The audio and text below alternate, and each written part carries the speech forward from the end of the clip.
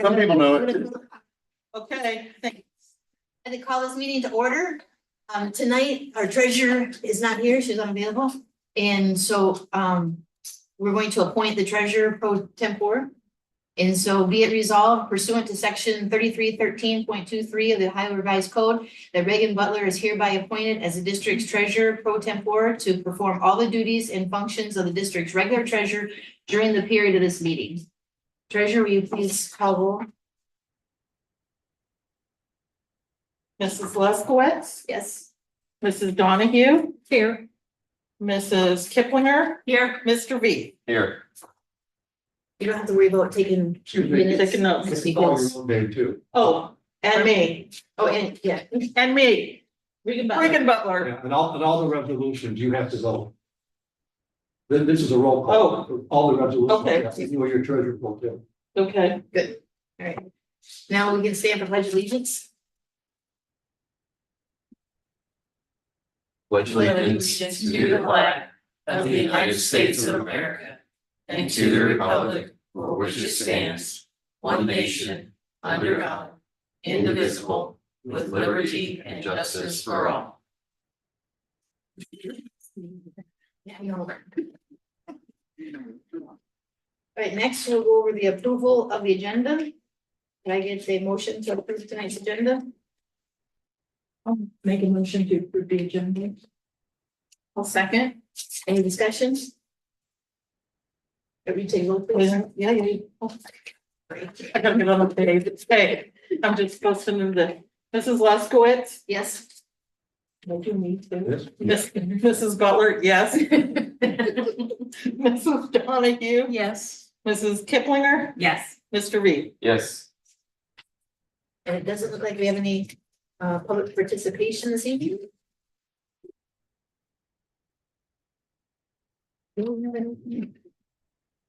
Next up is our superintendent's report. Okay, at this point, I'd like to introduce John Podgorski to discuss property transfer issues.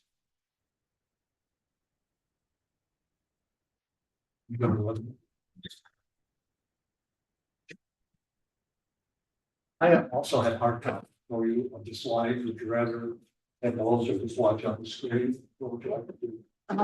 I'll take a hard Yeah, copy. it's we had it, I'll take it. Yep. And I can make notes. Yep, good point. I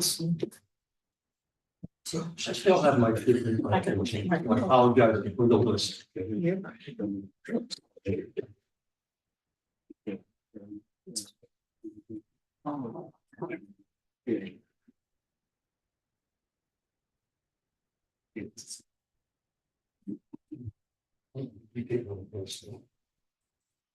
Jackie, I'll also ask for a minute. Looking easy, you can find that, the best we can do. Oh, thank you so much. If you, I'm a that's visitor, good. so Yes. thank you. Oh, yeah. No. That's good.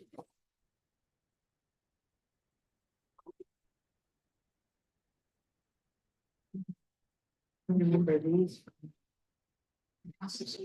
Yeah, a few times I can over here. First slide. There you go. Meister. Yeah.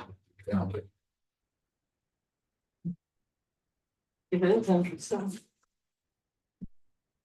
And I think the last time I was here, we had an open meeting discussion about the annexation. And what can we do about the annexation? We talked to Tom Wilson, our bond counsel, and concluded that as long as they do it correctly, there's little input that we could do to block the annexation. So we then, I was convinced to kind of shift gears. You know, what we're going to do now in the best interest of the Bethel School District. So I've prepared several options here for your consideration. In the event you wanted to make a determination of effort to transfer the territory known as Carriage Trail 2 to another school district. So I've got several options here. I need to tell you ahead of time, they're not great options. One of the problems, and you can see by the map, if you look at where the dotted line goes right down the bottom, that's Route 40. And where Route 40 hits 201 is the proposed territory for Carriage Trail 2. What that basically means is Bethel Schools is a donut. The Carriage Trail 2 is the hole right in the middle of it. It's not contiguous to any other school district. And so if all of our plans here and all of our discussions, I need that, we're going to need help if there's any effort at all in terms of transferring Carriage Trail 2 to another school district. You're going to need other parts of your school district to go along with it. Other property owners, other voters. Because we won't be able to do it if it's not contiguous, except for one of the options, which I'll bring up. Okay, the first option that we have, I've listed them quickly. Local board, which is Bethel, or a petition initiates the transfer of territory. The Miami County ESC, or a petition of voters, initiates the transfer of territory. Our State Board of Education has the authority to initiate transfer of territory. Something I thought was kind of interesting, the state board can also create a brand new school district. Some of the hoops. And then finally, the fifth option, I think you hear more about this, as we expand our facilities, by either new construction, renovation, addition, or deletions to accommodate new students. So those are the options. I've tried to boil it down into some of the more important points. There's a lot of detail in each and every one of these. But basically, starting with the fact that Bethel Schools initiates transfer of property. We have the authority to propose to the state board to transfer territory. It has to be to a contiguous school district. And if you look at the map, Carriage Trail 2 is not contiguous to either Tip City on the west, Tecumseh on the east, Huber Heights on the south, and Dahlia/Dayton schools on the southeast. Miami East, of course, is probably not a factor here because it's pretty far north. So we could propose a petition to ODEW. We would have to find territory just to either east or west of CT2 to try to get to the borders. If you look at the map, and I drove around a little bit earlier today, there are houses there, a lot of open land as well, and some streets. But you'd have to find something that touches the CT2 and go either east or west to another district before this option would work. So just so we're kind of clear on that. And then, if we're going to do this, we're going to need written consent from 3/4 of the people who own property. And that's a moving decimal point because right now people are purchasing property in CT2. So there'll be a point in time when that's going to become more of a factor. I'm under the assumption, based on some of the documentation I've read in Huber Heights City, that the people in CT2 want to come to Bethel Schools. So it's probably not likely that we're going to get 3/4 of them to sign a petition that says, I'm willing to go to, fill in the blank. But it is a possibility. And probably the sooner you do it, the easier that's going to be as more and more people purchase homes and property in CT2. That's probably become a meaningful factor. What is interesting is how few, as we speak, there are qualified voters in CT2. Property owners, when you sign a contract to purchase a property, that doesn't establish U.S. residency for voting purposes. So again, the timing of when these petitions are put together and who can actually vote. This statute talks about the last general election. That's a month from now is a general election. That will be the last general election. And I'm not too sure how many people actually live in CT2 territory as we speak that will have voted, which means the number of people necessary is few. On the other hand, the people that are in there right away will probably control whether or not that's a factor. And again, if no qualified electors reside in the territory, and that's possible, then it goes back to 75% of the owners of parcel. And once you sign a contract to build a house under ORC, you're considered the owner for purposes of this statute.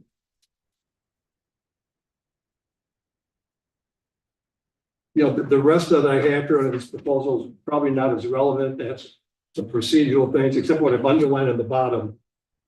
Under this scenario, LDEW will not approve a transfer unless the receiving district agrees. So if we can go through the motions to try to find a territory line that goes either into Tecumseh Schools, goes either into Tip City or down to Vandalia, those three, any of those three school districts have to approve the acceptance of this property before this option will work. And by the way, we haven't contacted and talked with any of these school districts. If anybody's watching the media, I mean, we're not insinuating, so if you get calls tomorrow, we're not interested. Again, this is presented to you for your review. Yeah. And it's not that we have any idea whatsoever whether any of these districts are at all interested. So that's the first option. Pretty straightforward. Again, we have to find territory that abuts one of our neighboring school districts, hope that they will say yes, and hope that the people that are residing in that territory will go along with the transfer. And does this just basically mean that we redraw the school district boundary? Is that what? Well, eventually, yes. I mean, when you transfer property, it ceases to be your property. So the boundary lines will be adjusted. There are court cases out there that really give you some discretion as to how you are going to go east and west. I mean, Carriage Trail 2 is 280 acres. Right. You could do a street or two. You can do a block again. You can do a subdivision. You have some discretionary authority, but it does have to be contiguous. That seems to be what all the court cases have said. So how long will it take to get state board approval if we meet all the other Well, requirements? again, it depends on whether or not there's a petition to challenge. If the homeowners give us, property owners give us consent, then it's an easy issue. If not, or there's a petition to challenge, then we're going to have to find a way to work around that. Because as you can see here, the area, a simple majority of the people vote, then yes or no, sorry. And there's time frame here, depending, as you see here on the second page, the first day of July is the earliest, and then you kind of go from there. So I don't know that this is a viable option, the one that's pursuing, only because of the fact it's difficult to imagine property owners on either side of Carriage Trail agreeing to move out of your district, and they're not really players in this. It's certainly possible, and we're not going to know that's feasible or not until we ask those questions. But in the back of my mind, I don't see this as a viable option because so many people could block it. Starting with CT2 and the property owners. And this doesn't create a moratorium on the development, does it? No. And one of the reasons for my doubts, and again, if any of the five of you have a different opinion, let me know, is that as with CT1, the selling point of homes in CT2 are your school district. Yeah. That's why I think a big part of these people are buying there. So I'm not quite sure you buy a $500,000 home thinking it's going to be in the Bethel schools, and then easily give up on that dream and go to another school district, regardless of the quality of that district. Second option, Miami County ESC gets involved. You are a local school district, and as you know, there is a relationship between the Educational Service Center, Miami County, and your district. The receipt of a petition is possible. The ESC will certify, and we can kind of go through that, or they can do it on their own. Again, we haven't talked to Dave Larson, the Miami County Superintendent. I'm sure they're aware of Carriage Trail 2 and the development, but we haven't approached them to see if they would help us to transfer that property out of your district to another district. Presumably, it would be in Miami County, and that would be Tip City, although there is a mechanism for it to go over to another county. The problem with that is then you need that ESC to approve as well. So if you wanted to go to Tip City, we could work directly with the Miami County ESC. And again, that can be blocked by a petition of qualified electors who voted in the last general election, which is a month from now, will be historical. So as with the first option, every month that goes by and more homeowners purchase property, it's less likely that we're going to get voter approval. Even if it's the ESC doing it, it's the same scenario, but instead of us, the Educational Service Center doing all the other statutory duties and responsibilities. But with the ESC transfer, everyone within the district can vote, Yeah. not just That's those in the property. the petition is signed by just a few, Right. but the decision to vote, the thing, I wasn't there yet. Oh, sorry. Everybody who lives in Bethel has a right to vote under the ESC model. Yeah. And that includes what I'll call the traditional Bethel Township as well as Carriage Trail Road. So, yeah, that's, Sorry for jumping the. so not, again, not a particularly great option, No. but it is a statutory option for you. I know I'm going quickly. I can back up if you want other questions, but I don't take it too much of your time. The third option, and this is one that's really not used very much because the State Department doesn't usually do anything on its own. The statute 3311.38 says that the State Board of Education can conduct studies to determine whether or not a property transfer is appropriate. Presumably, those studies are initiated by Bethel Schools. Our superintendent would arrange a meeting. We would ask them, you know, the study to see the hardship on our district, the infrastructure, the safety. We probably have a preliminary study available as well to give them. They would take a look at it. And they would either, after their study, would either agree that there may be an issue here to propose a transfer or not. It's entirely up to them. Again, but unless we are requesting the entire district be transferred, the state board may propose a resolution to a contiguous school district, so it's the same problem. You know, so you've got Bethel can propose, the ESC can propose, the State Board of Ed, but it's always going to be under these scenarios to a contiguous school district. And again, looking at our map, that's either Tecumseh, Tip City, Huber Heights City Schools, or Vandalia. So Vandalia, Butler, I've seen different things. Okay, thank you. And again, you know, you can read about some of these things about, again, this is an all voter scenario. So even though it don't even affect Carriage Trail 2, as you'll see on the underline, all voters have the responsibility to vote once they get that petition on the ballot. I don't consider any of these three to be dissimilar. It's just a matter of who triggers this. They all have that same basic approach to it. Contiguous. Four is new. Four hasn't been used rarely. It's a creation of a new school district. And again, there's not a lot of help in the statute. It says the state board passes a resolution proposing a new school district. That triggers it. I think we all know that DW is just not going to sit around and say, why don't we carve out a piece of Bethel School District or new one? But I do think there's a mechanism where we can not quite formally petition, bring to their attention, again, the same issues, our hardships, why we think it's not feasible, the infrastructure, the safety. And if we can convince them that a new school district, creation is in the best interest of everyone, then they have the authority to take action. What's new here, however, or not new, but what is different than these proposals is under the statute, a new school district has to be approved by House General Assembly, both houses, majority vote. Which is not necessarily a problem. You know, if ODW says so, I can't imagine huge opposition. This would be, you know, the new General Assembly that's going to be seated in January, you know, for the next 2 years. And presumably that's not a huge obstacle, but they do have to approve it.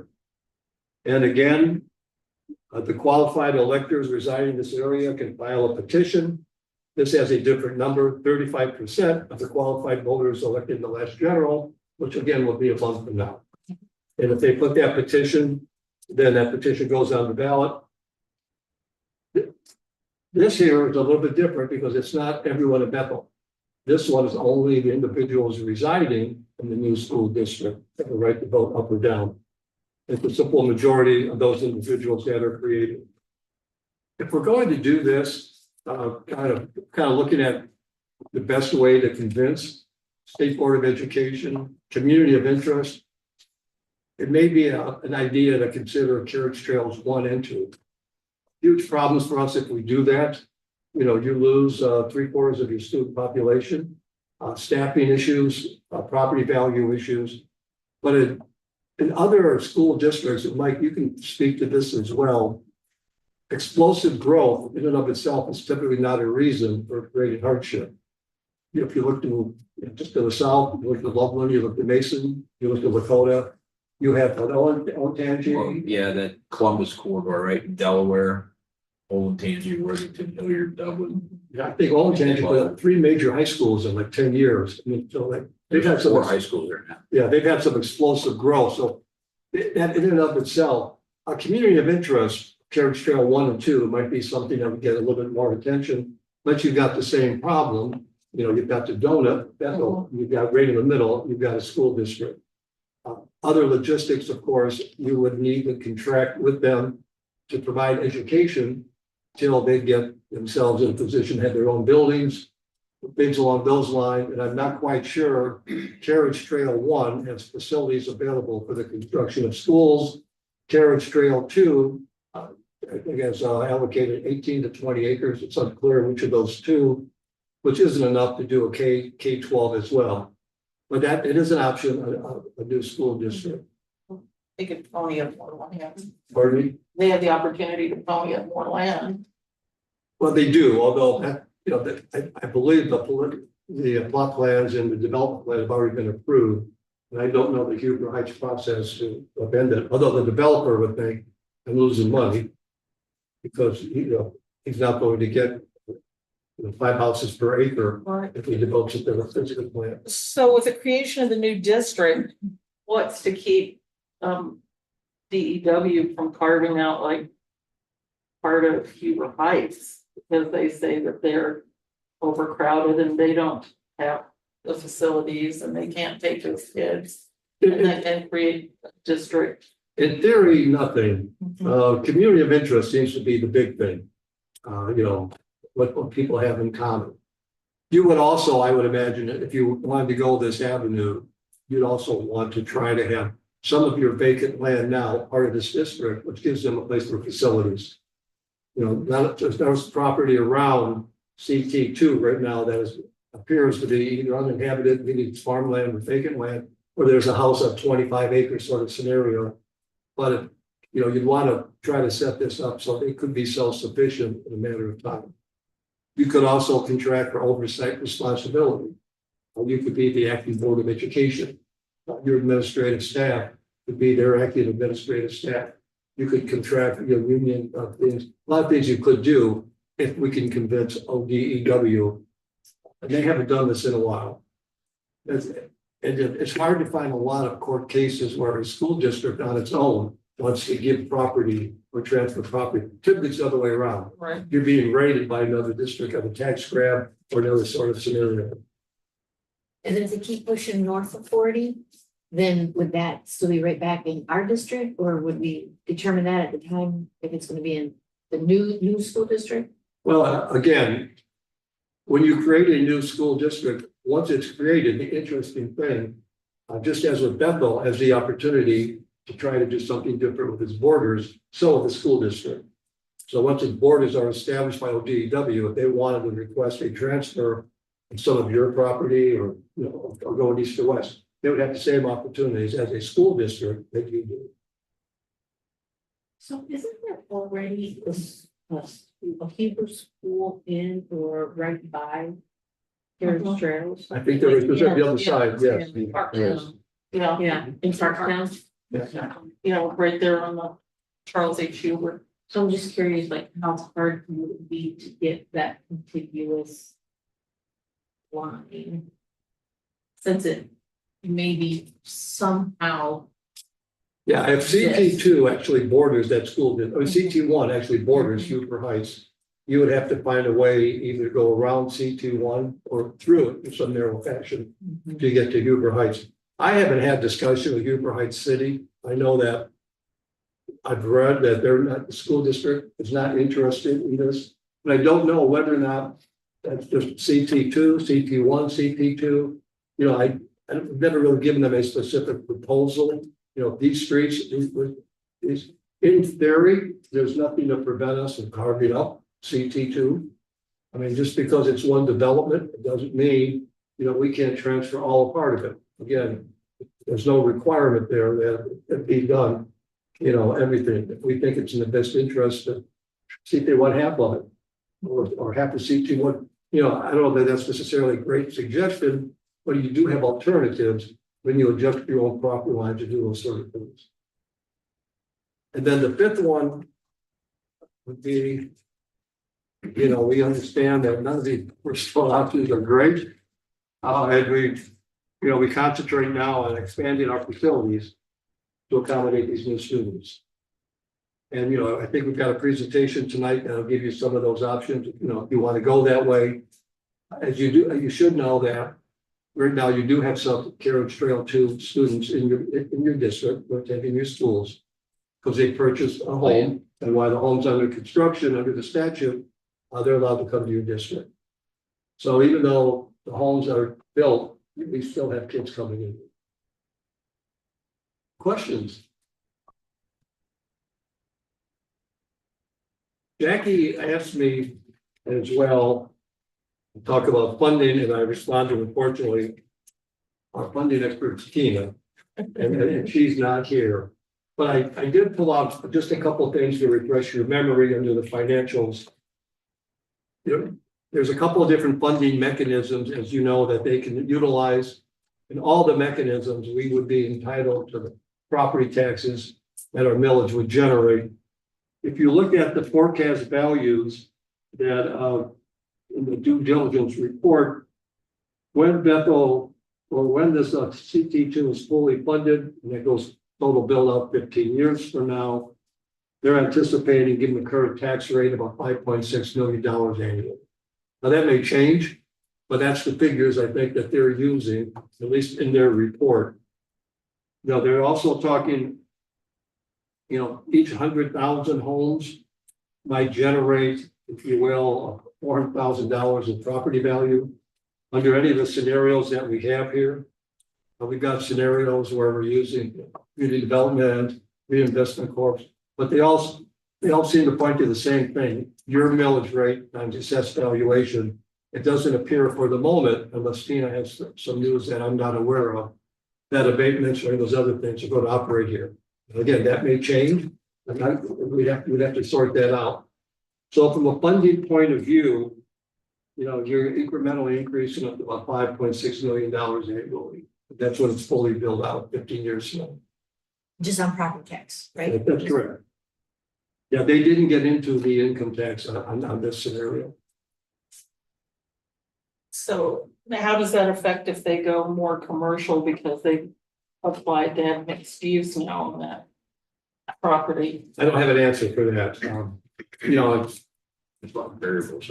Yeah, There will be adjustments, and also, as you know, there are 3 funding schemes that Huber Heights was considering.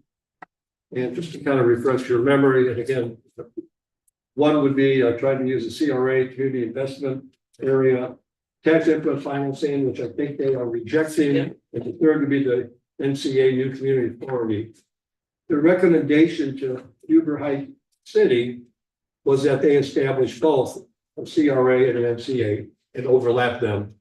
The other thing too, that those mechanisms were designed to give you I won't call it a gift, but a non-binding agreement to give you $1 million a year for the first 15 years, and then $1 million after that, for the purpose of construction of an elementary schoolhouse in the territory. If you decide to do any of these other scenarios, either transfer land or frankly reject the concept of a school down there, I don't know whether that commitment of $18 to $20 million will come to you to build other facilities. It very well may, as long as you decide you're going to accept these kids in Bethel schools. I don't know that the developer would care that much, although I do understand that that's a selling point now, in elementary school in your own backyard. So I think I'll stop there. See if you have any questions. I don't know if you need to take any action right now. You can mull these over.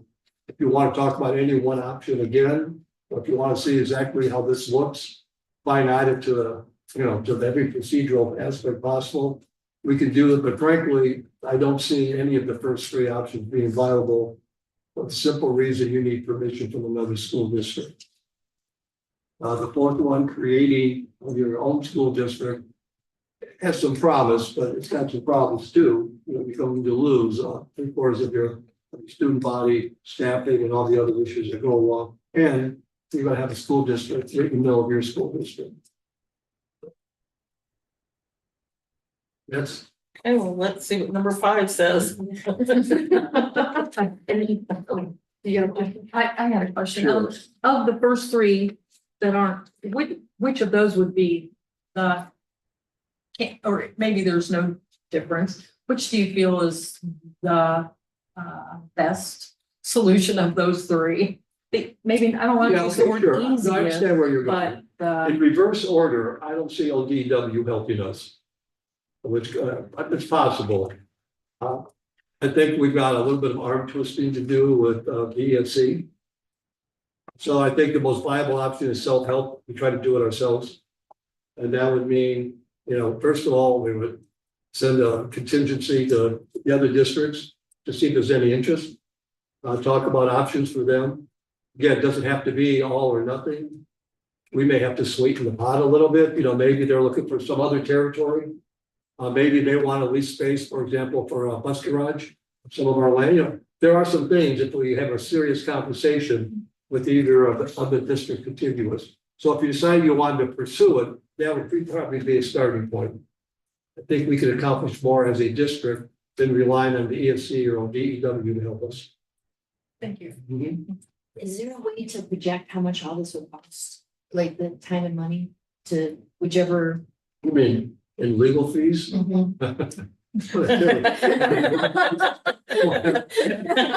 all of a sudden I'm blushing. Write this down. Yes. Just sounds I expensive. know you are, that's, I think I'll hate my answer. There's absolutely no way to know. I mean. Yeah. If we get shut out by every neighbor school district, it's over. Mhm. If there's any promise at all, and if we get a school district that's interested, in my opinion, it could be doable. So I think, you know, it would probably be, let's put something together if you have that interest.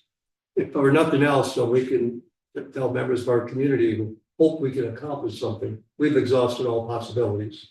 And that would be the only possibility. I would recommend that we try to do it in a somewhat formal manner. You know, rather than have our superintendent talk to their superintendent. Let's make it more of a priority, maybe invite 1 or 2 of each board, put together a presentation, talk about options available, talk about we're not locked into anything. So I think from a legal point of view, that doesn't take too much of my time or involvement in my firms until we get to the point they say yes. So, and then it's something to consider. But I could certainly help our superintendent putting a package together, you know, some of the statutes, talk to their legal counsel as well, make sure they understand exactly what it is we're asking them. I think we could do that at the same time. And that'd probably be our first step moving forward, to just talk to other schools and find out if they're even If interested. you're interested in going that way, yeah, but again, you're going to need cooperation, in my opinion, of another school district. You want to try your Raytheon, there's no time frame for that. And again, it does require general assembly approval. There's no time frame for that as well. And then when the problem with that, of course, is I'm guessing let's be conservative, say 1.5 years. You may have several hundred people now in Carriage Trail too, who want to stay in Bethel. So, you know, when you have to have that sort of vote, it's going to make it difficult. This would make more sense if you try to do it at a time when there's not that many people there, but you'd have to convince property owners. But the good news would be the statute doesn't clearly define property owners, so it's unknown until we really get into the case law, whether a person who owns 200 acres or a person who owns half an acre has the same vote. You know, so it tends to be that way, but you know, on the other hand, you know, there's a lot of things you have to look at. I don't know who actually owns all of the current 289 acres. I know that the developer has at least right of ways on that, and I don't know as the development company sells them, they emphasize right of ways. I'm not quite sure if they're doing this in phases as well, but who actually owns the parcels in that acreage could be important if you decide to go this way as well.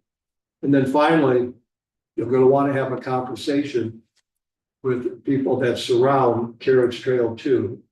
You certainly Mike and staff could go to Miami County, recorder's office and give you parcels.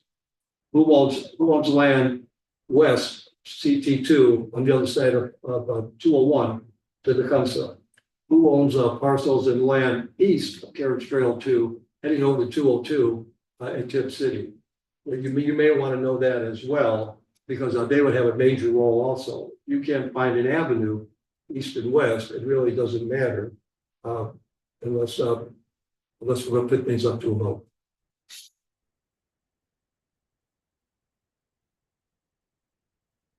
Thank you, Jonathan. Okay. Really quick, you said, they're saying in their pitch for selling CT2 that they'll have a school and in that area. That's written in all their public documents, yes. I think they even have, Ryan Holmes has a commercial. I've seen a commercial where they say Bethel School, but I hadn't seen where they say there's gonna be a school here. Yeah, they're advertising the map and, but now they're advertising it, Public land, public land and the school, but Yeah, they're but- only talking elementary, so we don't even know if we need an elementary or middle school. and she's right, Andy. They went from 18 acres to school, I think 18 to 20 acres now for school and public park. So there's no, So we don't even know. that. No, and maybe we'll hear later, how much land you really need in order to get a serviceable school that has some capabilities as well. And did we say that elementary is, it requires the least amount of land, but you start getting into middle school, high school, you require more land? Well, yes. Yes, yes. yes, So even that scenario would only maybe even work if they, We still control where we build a school. yes. yeah, we don't have to take it. Well, and- 18 acre I park. said we still control where we build a school. Mhm. And we have some land. Right. we just- In the due diligence report, they used the demographics of Carriage Trail 1 as the basis for estimating number of kids and the grade levels of kids coming into Carriage Trail 2. Whether that data, I think they'll tell us, is still relevant or not, is an interesting question, because it goes directly to grade configuration. Well, when they started CT1, the beginning cost of homes was 132,000. So you do get starter homes. Yeah, and that's the What thing. is starting is 400,000. Half a million. but Yeah, it's- half a Look at- million. You're looking at a different I demographic. don't know, a lot of people walk around kindergartners who just spend $500,000 on homes. Starter homes, yeah. Should get them, so. it's like, Yeah, I don't know if that's the right- seriously, yeah. Right pick, if you will. So I think, I think. We've got 13 different languages and we've got, and like you said, our elementary numbers aren't as, their middle school's higher. Anyway, Well, from a that percentage wave, of increase, Right. no, since the year Yeah. started, kids moving in, we got more in the middle school. Well, even Kirschville homes are going so much. Yeah. So They're so way more expensive than they. they just don't, know. It's hard to say, we need a specific school. yeah, I don't know if relying on those CT1 demographics is really a good picture for us.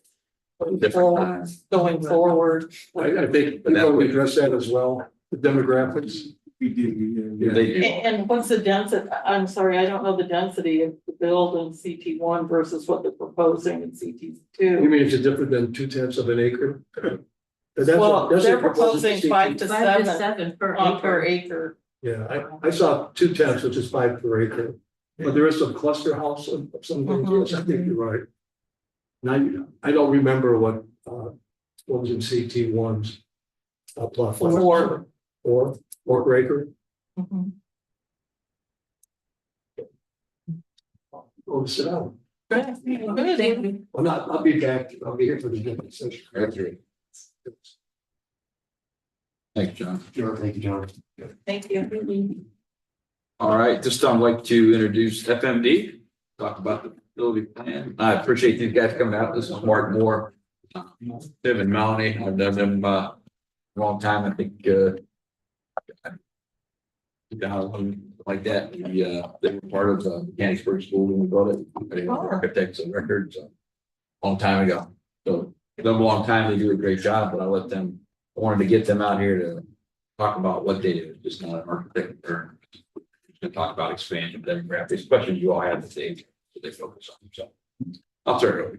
Well, thank you for the invite. It was nice to meet everybody before the meeting a little bit, and you see our team, we came down today, took a tour of the whole facility and the whole campus, say, and to try to understand as much as we can tonight, just to talk about what we can do. So our firm is 34 years old now, and we've been doing schools for about 30 years of that.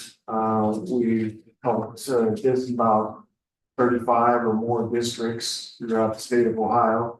We've also been hired by the state for the OFCC, but to do assessments on schools, so we understand it from the inside out of new, older schools and what their value is and how you can utilize the space and everything else. And our team personally assessed over 1 million square feet in school districts on the southern half of Ohio. They'd like to put you in different areas from where you're at that allows the different architects to go for work in that district. So we've been doing schools and for a long time, and a variety of types, which Tim's going to be talking to you here soon about some of our recent projects that we think kind of fit what you're looking at. But we'd like to be brought in about this time. And tonight, everything that you guys talked about, the questions that you brought up are the things that we like to try to help answer for you. So we don't have all the answers tonight, but what we do is we're not just about architecture. What we know is the most important is that you start with a new master plan, because we know the district has already been through a variety of this with a new school and additions and renovations throughout the years. So now we need to assess what you have, come up with a new master plan. We looked at some of that same information that you talked about, and it did show right in the center of that, all those houses of future possible, they call them basically neighborhood elementary schools. And so they are proposing them. But you have a lot of square footage here, a lot of acreage, and campuses give you the opportunity to save on the busing and the routing and just everything. But when you start getting spread out, it's usually more costly to do that in many areas to manage all of that. So it's nice when you can utilize your own campus, and it's great that you have the acreage that you need.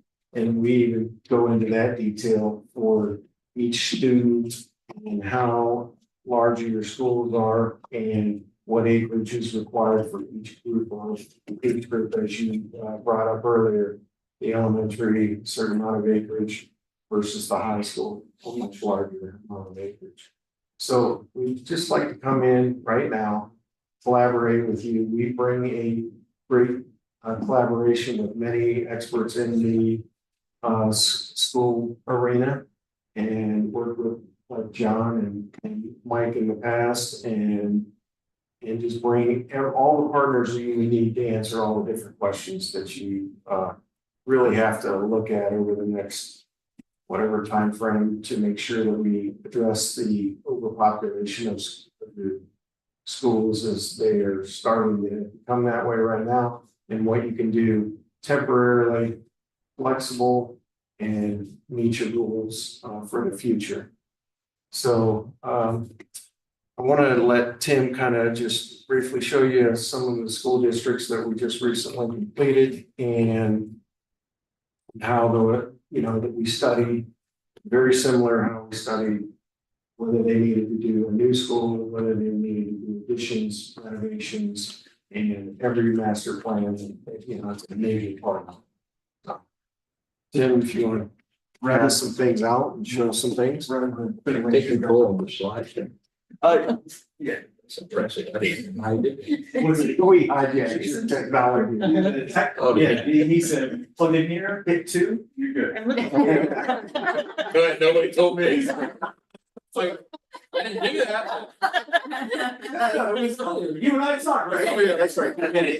I remember now. I remember. Okay. Good. All right, so as Mark was saying, our firm isn't some firm that comes in and says, this is what you need to do, this is it. That's it. We're not rubber stamping a design across the state, basically, from active here. We love coming in, we're problem solvers, we're puzzle solvers. There's lots of moving different pieces, and sorry, I'm talking to you guys as well, that we love to engage. We've started a little bit of that today, walking around with Mike, thank you for that.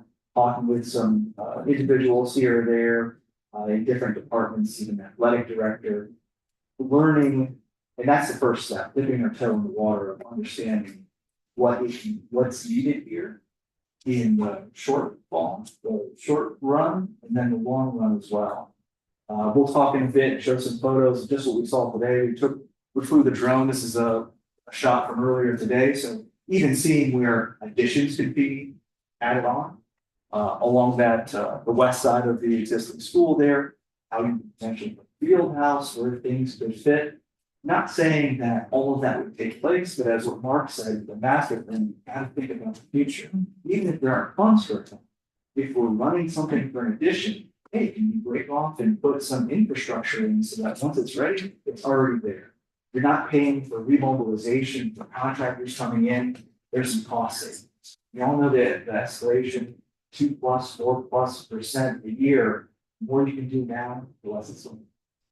So as Mark was saying, we've done some various school districts, we come in, we talk, we engage. Eventually, if we were brought in further, we would have sit-down meetings with each of you, with each of the staff members, we want to hear directly from them about the meetings. This, some of the plans, and I can put them up on the screen, but this was a Brown local school district. Various different plans that we put together, but ultimately landed on one main building, talking about circulation and also plans for baseball and softball fields. Streetsboro City Schools was another concept that we did. We also looked at Barberton Schools, a variety of others. Was Mike at Streetsboro, didn't Yes, Yes. Mike Dalton, Yep. yep. Yeah. I wanted to focus on this one, it's Columbia Schools. You can see there's baseball, softball fields, middle school. This was a plan for a new high school as well on this site. Ultimately, after reviewing their existing buildings, it was determined, so you guys have maintained your high school very well. There's no reason to tear it down. Let's renovate, give it fresh, nice refresh, and add on. Put that cost savings back and forth. So again, we're not pushing in one direction. We're gonna go down 4 to 5 different paths and say, okay, similar to what John noted with the option. So, okay, is this viable? How much does that cost? Is this viable? How much does that cost? What's the time frame? How soon can you get it in? Because your students are gonna start raising up as soon as January. So things like that of what can we do not only with additions, but even inside your existing building. As we were walking today, we were seeing rooms that were unused. We saw large open, we'll go to the photos in a bit, large open kind of breakout spaces in the corridors that had small little about 6-foot partitions from one little classrooms. If those areas can be walled in, you easily create 1-2 classrooms right there. One was converted into a teacher's lounge, it felt like, with a printer. It's just, there are things inside your building we're seeing right away that are kind of that low hanging fruit. So with the Columbia project. Now, they have rapid growth, right, Columbia? Did they have- Yes. yeah. Yes. They are also experiencing new developers coming in. And a large number of new housing, and they knew that they had to do something right now to prepare for that. We've been working in that district for 15 years, so we were quickly able to just get them up to speed. Where they're different is their equity ranking with the state is almost at the end. So by the time the facilities assistant comes, it would be way down the road and it would be just a tiny percentage. So they did not go the ELPP route. They were concerned about what the voters would support because they were paying 100% of it. So they want to be very, very conservative with their dollars. But we've worked with all our schools are either OFCC, so we shared in a partnership on projects like that, if there's money available to you. And so we know we've got a great relationship with them and we know how to work with them. We know their regulations as well. And then Columbia, what Tim's talking about here is just going out for their own volume and Yeah, they have a vote in November, what project we're talking about.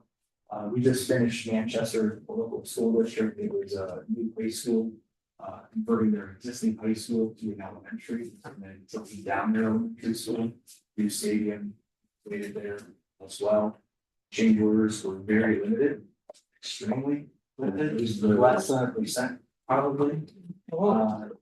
Very little bulletins, and less than 10 bulletins are sheets that we put out for revisions.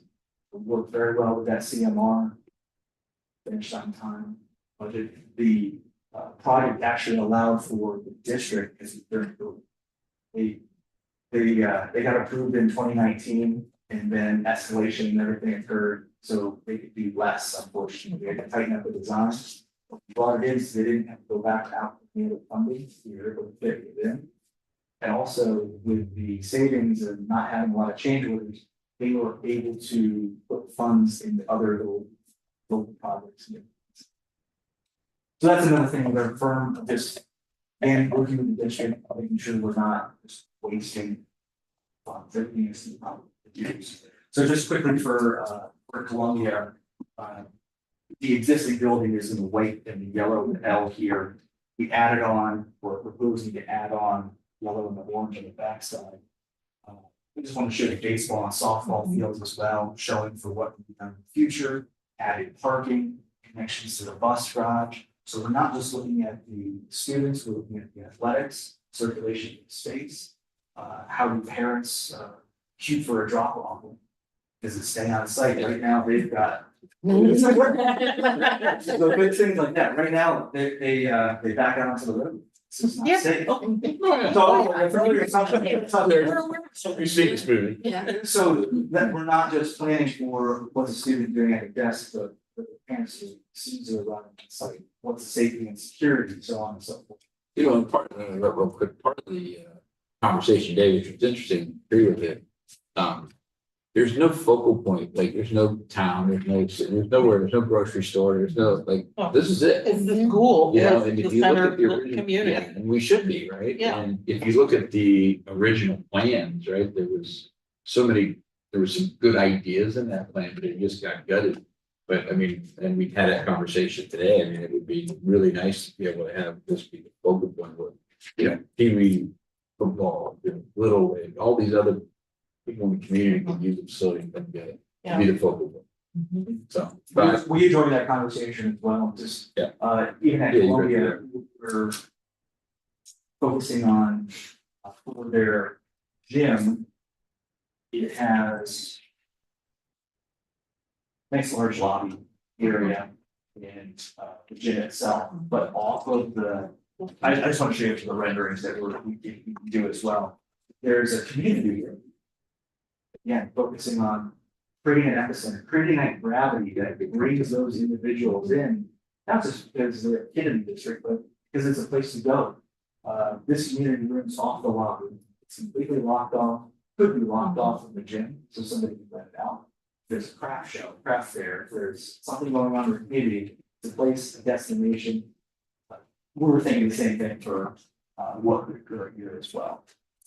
Just a few other things, classrooms with divider panels, where you could open it up for the larger classrooms, smaller classrooms, meetings. Nice break, lots of lighting, different things like that, spend too much time on this. This is a style that fit them for their entry for their gym.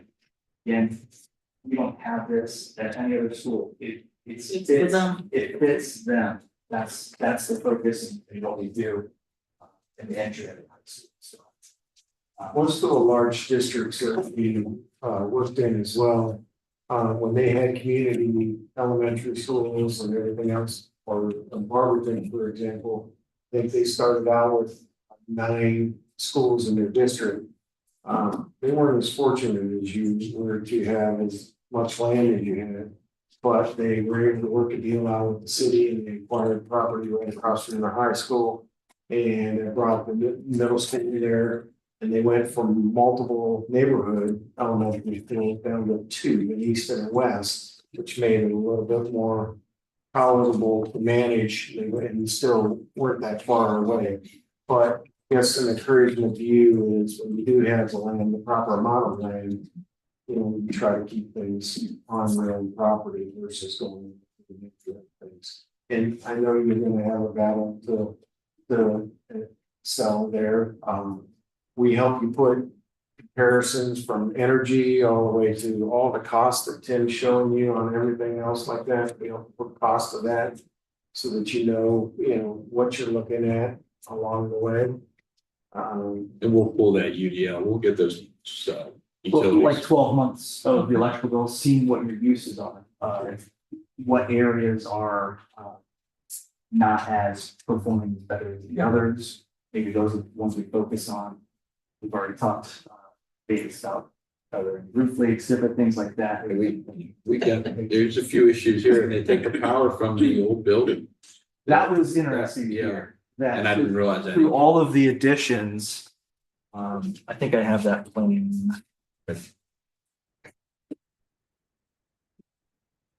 Everything's tying back, I think, to an electrical area over here. Of course it is. It's in the basement, Plumbing, your plumbing and electrical all tie back.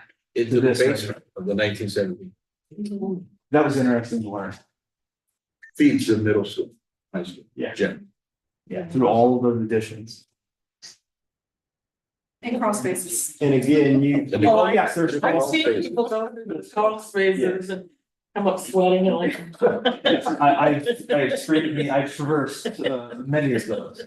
Yeah, so I mean, that is an interesting concept, right? None of us thought that would happen, and it was like that. But we'll pull the utility bill, so because what they'll do is you guys will do the cost down. And you can find out where ways to save, and that's low hanging Oh, fruit yeah. there. So like Mike said, we're more than architects, we're down here to help you start being the partner right now all the way until, after you're open, and you've got to address some things very quickly, where you can utilize space and be flexible as you're growing as well. And so even though you probably have an assessment from the state somewhere buried in somebody's email or a folder or something like that, they've assessed your buildings, we would still reassess them.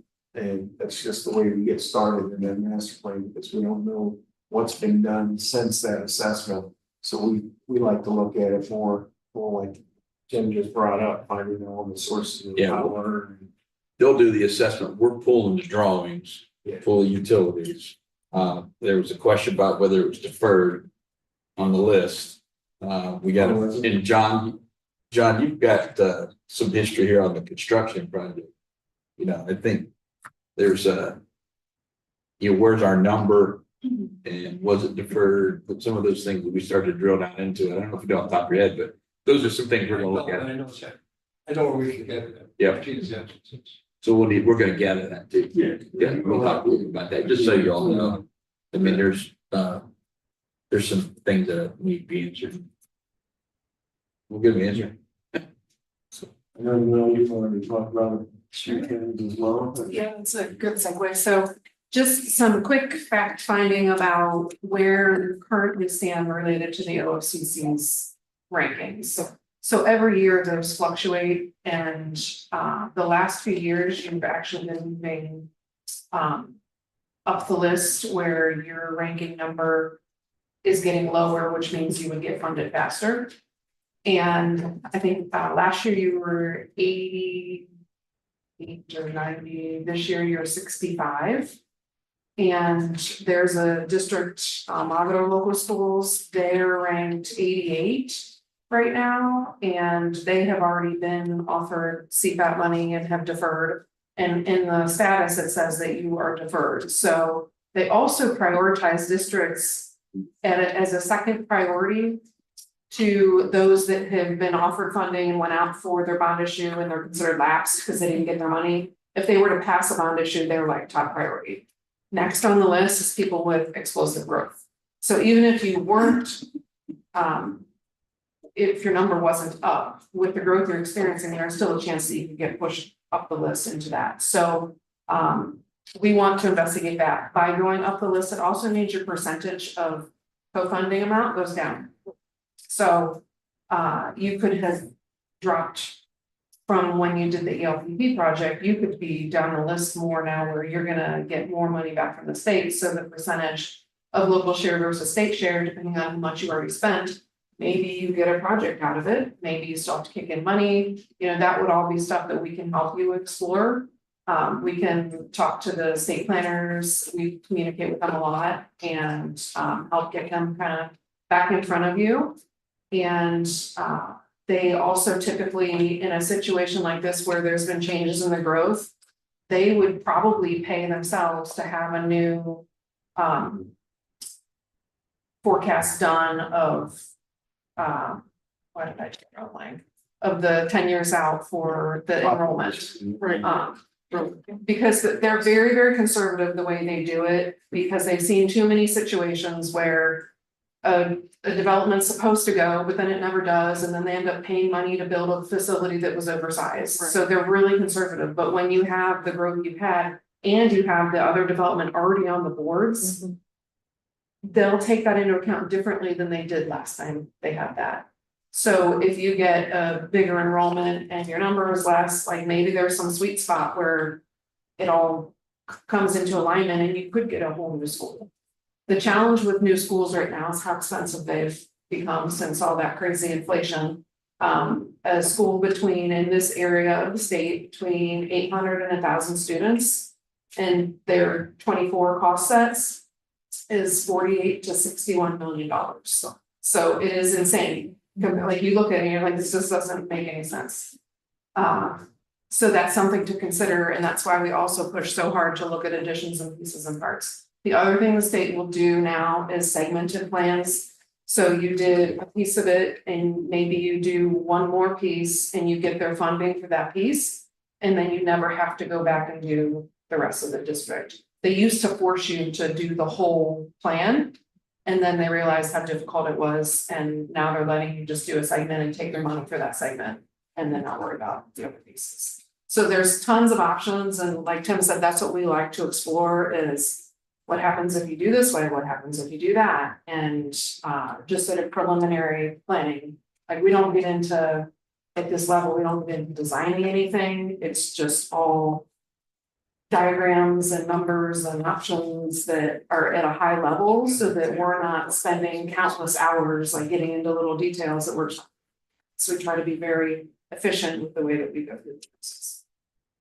Does everybody, I don't wanna assume that you do, but, or don't, but does everybody understand the ELPP?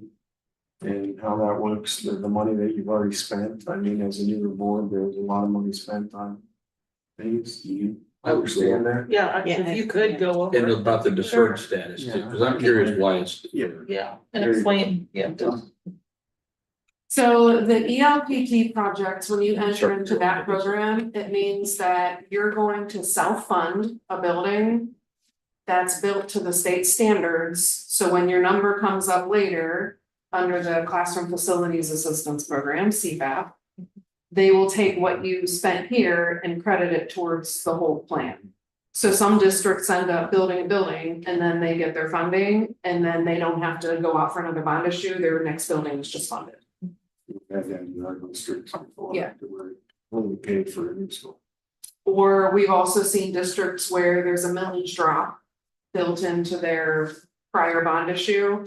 And they're able to pick up the gap in funding for that next building with basically a renewal that isn't any new money. Like the people are already just paying that dollar amount and then they just say, yes, we'll continue to pay that for a longer period of time, and there's no increase that they have to put out additional dollars. John, you keep up on all the. When we have meetings coming up and when covers and things. You here? Yes. No, we use a different law for. Tom Wilson, I can give you his name and contact. To Tom.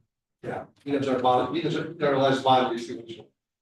So on the state's list, you're in deferred status, which typically means that your number has come up for CFAP for funding, but you have not We didn't take it. taken it yet, and you said we're not really ready. We have another district that happened with, so we can find out what makes you on that list, because if you're not aware of that happening. Sometimes it's a planner reaches out and says, hey, you might be coming up soon, or do you have any plans the next year that you'd be ready to do anything? And somebody's like, we haven't even talked about this yet. I have to do all this work or with the board and figure those things out. Maybe that happened, or maybe it didn't, maybe a planner never called, so it's hard to say how. How you're showing as deferred. But it looks like your number would have already been up, and if you wanted to have conversations with them now, that they would be ready to say, yeah, let's have those conversations. And we've had, it's fair to say that just in the last year or two, we've had project managers from OFCC have us reach out to some of the districts that we know of that are in this situation. They're That asking. know us, they're asking, they're encouraging, to us to go to Mogador local schools. We went to the one out in Youngstown area, Howland, and and try to go in and talk to their boards and get them to understand the value. And this is where we have to put dollars to square footage of, kids and everything else like that, the population, not only now, but later. And so, yeah, they're highly encouraging this at the moment. So one thing, well, do you have any other questions on that before?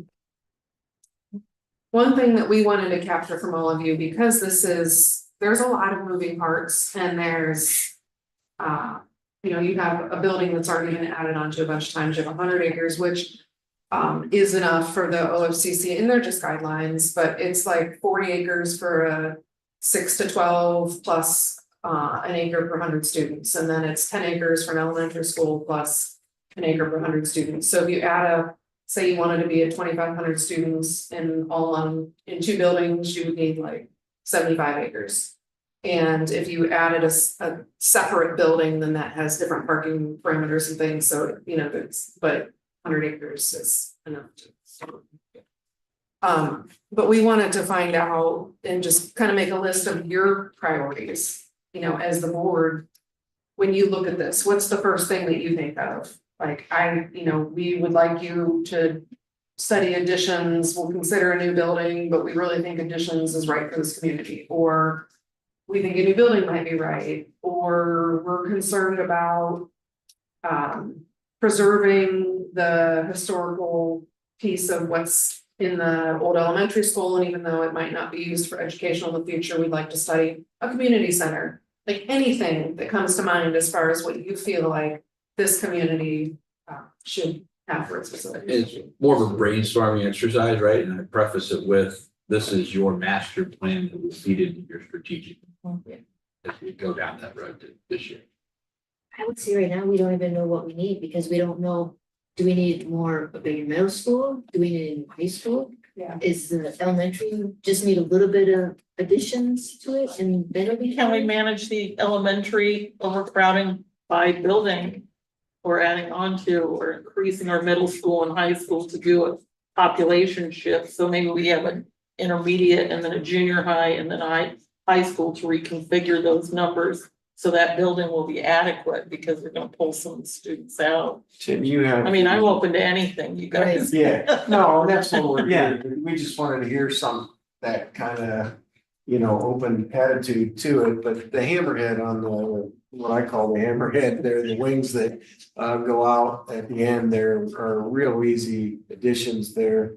They're set up right there. Yeah. That you've got your land coming this way, and that would be an easy addition to handle maybe 2 more grade levels. With that addition onto that school right there, and then, reworking your grade levels of each school. Our biggest concern with additions is making sure that your common spaces can handle the extra students. So cafeteria space, media centers, things like that. At the Columbia district that Tim was showing you, they added a gym and a cafeteria to a building because they were adding so many students. And then they were able to split so that they weren't scheduling their school day around lunchtime, which is what they're doing right We now. were eating lunch as early as 10:20 or something like that. Maybe. Yep, that's, Yeah. You guys are experiencing we that. were that, yeah. Yes, so, Yeah. yeah, they were eating lunch, basing their whole school All day. schedule about it. Yeah. So they obviously needed a new, cafeteria added on to there, so that was one of the things that we identified as well. They needed a stage that met the proper needs of everything, and so we kind of help those things, but and walking around today, you talk to the athletic director, and of course, when you're going out to the public and you're asking for money, you want to make sure you're covering, and Columbia did a great job of this. I think they covered everybody's needs. Safety and security was first, Yes, because they had a corridor. They had a main entry for their high school where you would get buzzed in. And you would have to go into a corridor, just the main corridor, and then if you're a good person, walk into the office that was across the way. They didn't have that safe, secure vestibule where you get buzzed in and then buzzed into the next room. So that was the first thing we needed to solve. Then they focused that on academics. We had new classrooms. They focused on athletics with the different spaces. They focused on the arts. We had the new stage that Mark just noted. So hitting a variety rather than just saying, oh, we're just gonna tack on a few classrooms and build something safe.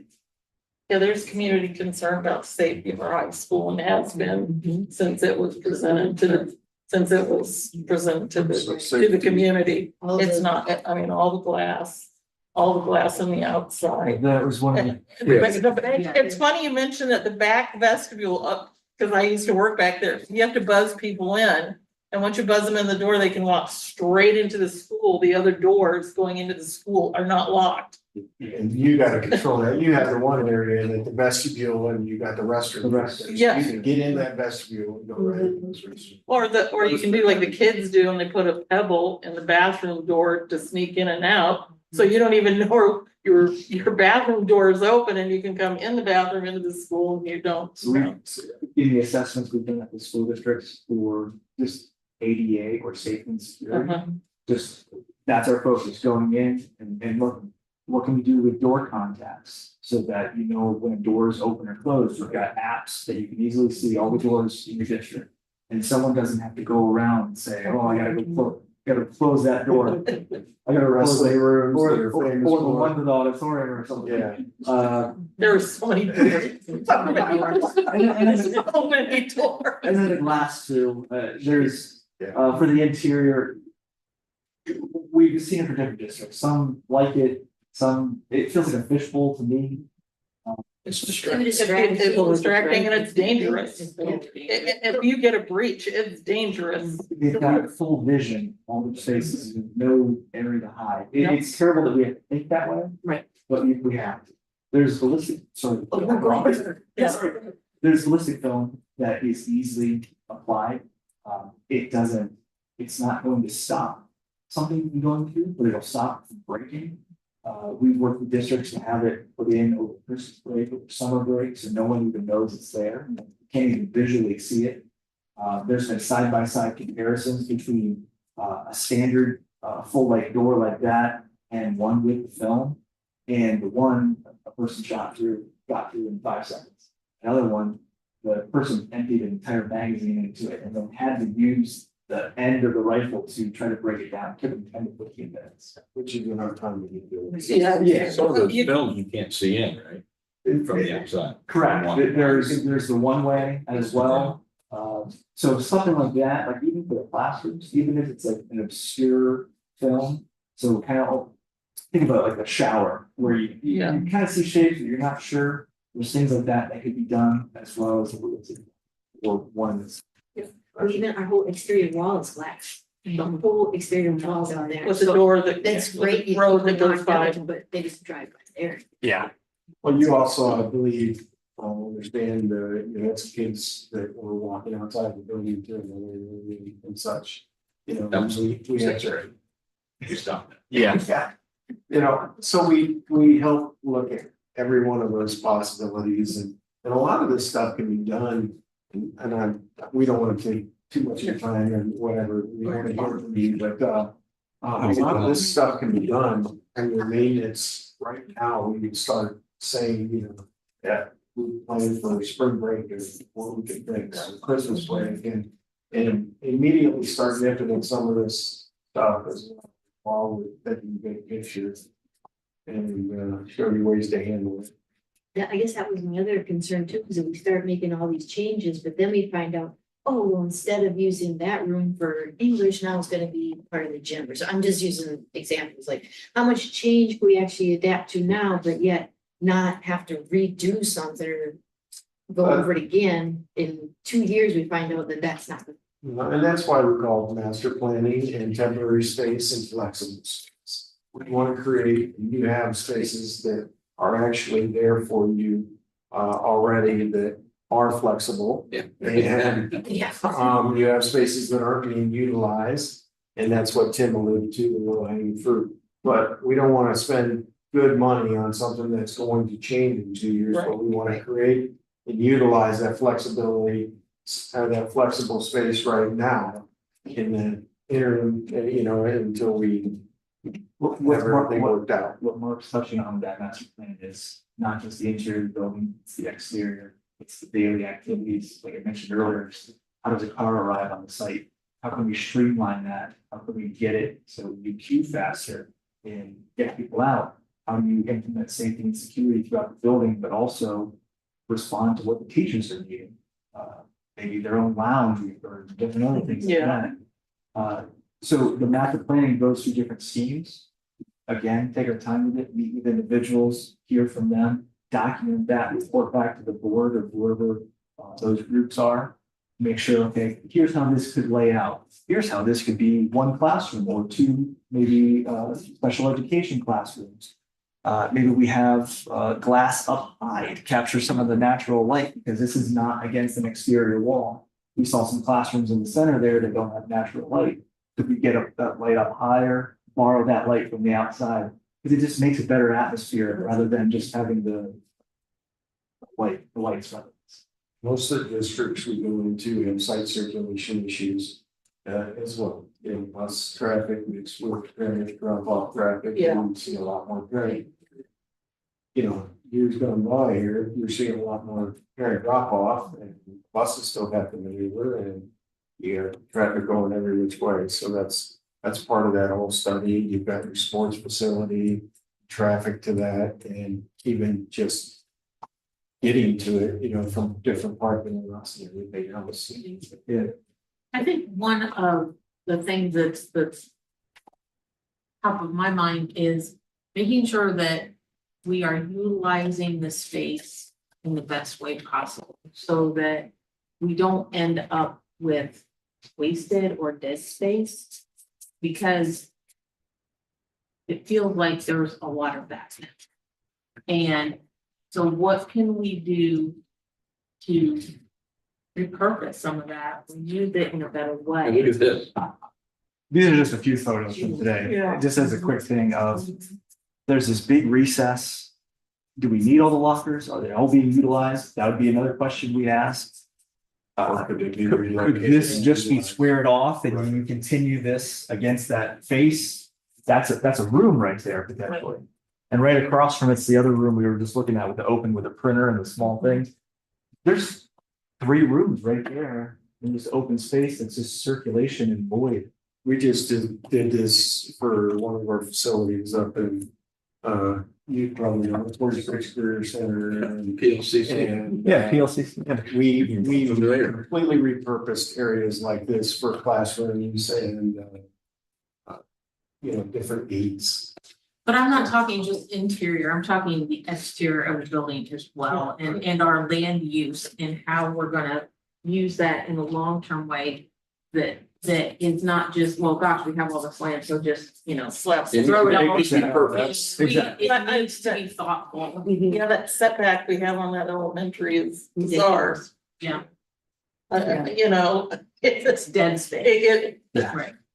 It's like, what are we doing with this? The setbacks are, good spots for parking because you can usually utilize that circulation and things, but yes, the master plan is outside to inside.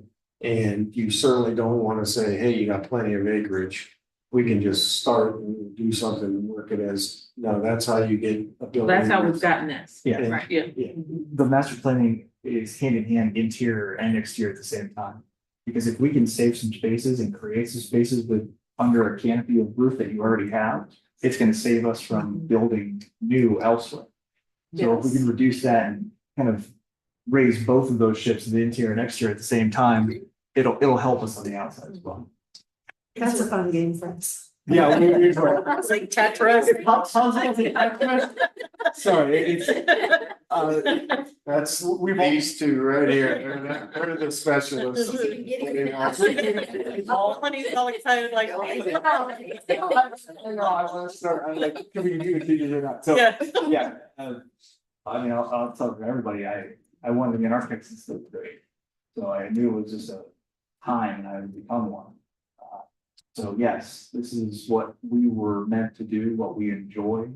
We've done it successfully for other school districts. Yes, we're a little giddy because there's a lot to do, but there's solutions and there's the low hanging fruit, things we just saw from a quick walk today. But if we spent time and dug in a little bit more, I think there's even more that's easy that we can make happen. So we hadn't had a chance to digest everything as John said, but what you're saying basically is even if we choose to explore another option, these are things that we could actually get going on now, right? We can start moving forward. Some of the So stuff- we don't want to exhaust too much time, searching for delivering answers and then be so far behind.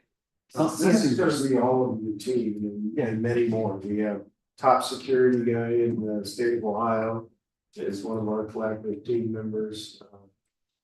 And Saks Consulting, Tim Demoff, and so we've got a variety of collaborative partners, and all of those are going to work together so that we aren't making any bad decisions going forward. And I think that's what Mike's trying to gather a great team and come in and help you. Yeah, I want to move I want us to move along with the board and community. I don't want to get ahead of anybody, and I've worked with you all before. I know all the work you do. I'm familiar with them. We bring a lot of resources. Tim, Imhoff, I do him. I know he's working with you guys. Good security stuff. You had a question, right? I have two, and then I'll have something Yeah. for the list, but the first two I haven't really heard you speak about community engagement for the planning part of it. Do you do that? And when would now be the time that you would do that? How far along into the process? So you we start like to start with the district first and get a feel for inside the district thoughts. And then bring the community in and bounce some of those thoughts off of the community before we're too far, because we don't want them to think, oh, you're asking for opinion, but it's already done. So we want them to be able to sway what's happening, but they don't live here every day and try and function, so their thoughts are usually more reflected to the exterior and community aspects that they might want in the district and things like that could be added to the master plan. So it's kind of twofold, but yes, we would have a series of community meetings either in the district or go where they are. Sometimes we'll go out to a Kiwanis meeting or, a Rotary meeting, some place where we find them because they're not gonna show up here if their kids aren't at an activity, and we want to get everybody's feedback when we start with this. So when you're going out for on the ballot, we're one of the three of us, or more than one of us, are going out every week now for Columbia. We've been doing it for several weeks to any community activity that they have. And we've got boards up and we're, showing them and educating the community, as well as working with their website and making sure that every question that's asked by the community has the answer from you and your team, so that everybody's hearing the proper thing. So we, a direct answer to your question, we would get involved with the community now for one stage of this, the programming master plan. You get involved later as you're going out for if you go out for 11, then we're gonna be involved in that as well. And so, yes, we help you through every one of those phases. And it's never too early to start those things. So I think that answered both It does, versions of thank your you. question. And we heard a little bit of things today from the athletic director about the baseball fields aren't on site. So is there a possibility about bringing those on site? the golf course, but. Yeah. But there's no community like softball fields or community baseball fields. Maybe that's an option. To help bring that to create that gravity and bringing people here on the site. And that's already come up already from the community, some community members have already brought that up, but instead of having them go over and play in all these different fields, just having baseball and softball Well, right it's here. here. easier to maintain them if they're on site where our athletic, Right, and Yeah. that was. where our athletic facility And is. travel for the students and everything and the athletes. Yeah, Just- they get in You know, there. I came by that field Friday night. On the way to the football game, Frosty Brown Field. Mhm, and it was packed with people mhm. doing pee-wee, I think. Soccer, that's, those are soccer I mean, there's fields. And I was like, fields or I mean, something. and then imagine if you could showcase, everybody can be here, I mean, it's a better idea than out in the middle of nowhere. Well, it's dangerous on that road. Right. Yeah, it's, I mean, it's close, there's a bunch of kids running around, it's close to a major road, but yeah, I was thinking, if they were out here, then they get to see the homecoming atmosphere, just one of those nights that, it was a nice night, we were out here, Mhm. we were driving by and a ton of people out there.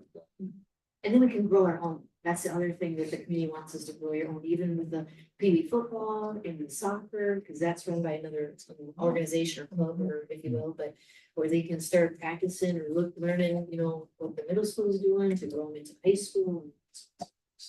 Those programs is modular that you've heard us talk about. Yeah. They start. Modular. Talk about all this football. Sore spot, Mike. Just gets me. All right, so now. Bad memories. We used to have Little League back in the back. I mean, when I went to school here, that's where we played, so it's not unusual, and we've done that, so. Maybe we can bring that back, but the second question was, so it takes 3 years, 2 to 3 years to get a new building or something significant. Put up, so temporary, we've had trailers traditionally a lot in the past. How do you balance that when you have a new project that's coming on board? Because the kids start coming, we gotta have somewhere to put them, but yet you might be in the middle of developing something else, so just wanted to hear some of your thoughts on that, please. Sure. So some of that could be creating some spaces like we talked about in even over like this next coming summer break, a few extra classrooms get created out of some extra space. You also have, and again, these are all options that we want to explore, but you have the old elementary school that was vacated. The classrooms in there, most of them are in pretty decent shape. We would prefer those to a modular. Because you already have them, you don't have to spend the money on some, because modulars are expensive, and then you end up with nothing at the end. And they're also, students are leaving the building to go to them, so from a safety and security standpoint, they're becoming less and less favorable. As a solution. So we would look at that as like a last resort. You can do them, it's possible, you would want to site them. Obviously not on the front side of the building, things like that. But we would want to look at. With the influx of students over the next couple of years, how many that would be, how many classes that would be, where we could shift classes around, because there'll be bubbles, they could be all distributed throughout all the grades. We have to kind of dig in and study all of that. But we think that what you have now is an asset that does give you options, but that's not the only option. So we would want to study kind of a combination of all of those things and come back to you and say, okay, here's the findings, what, as a collective team, what do we think makes the most sense? Thank you. Yeah, that makes sense, like a holistic approach. Yeah. Yes, rather than just say, oh, check this parking lot. Right. This is the safety and security, it's raining, kids out there. Yeah. There's some good And sized then classrooms. we've done it. Yeah. Yeah, there are, yeah, a couple of times, two different. We sent dude in my office to like one of those small places, you know, and then use that. Yeah. Your office. Take him out. I can easily be a classroom. Both those used to be classrooms. I mean, I'll be at a module. Oh, that's where you do the trailer. Superintendent, what we hear now. And facilities. Yeah. Get my awning out. Yeah. But that's a good segue to another question, since we're brainstorming. Hold on, That would have something to add. Oh, sorry. But keep that thought. I was just gonna say, I'd like to see perhaps if we can explore going up on what we currently have, so that we're not, kind of goes along with, say, you know, using our space wisely. Older kids most assuredly can go upstairs, you know, And that was something that the community wanted the last time. And And more handicap accessible, because they didn't, I don't think they took a lot of that in consideration when they did some of this stuff. Yeah, We definitely designed everything to that Yeah. consideration. we were shared an older plan showing, I think a previous where there was a parking lot in the back, the new stadiums, in the backside of the school. And it did look like on this north side that there was a two-story element. Yes, that was scrapped for what we have.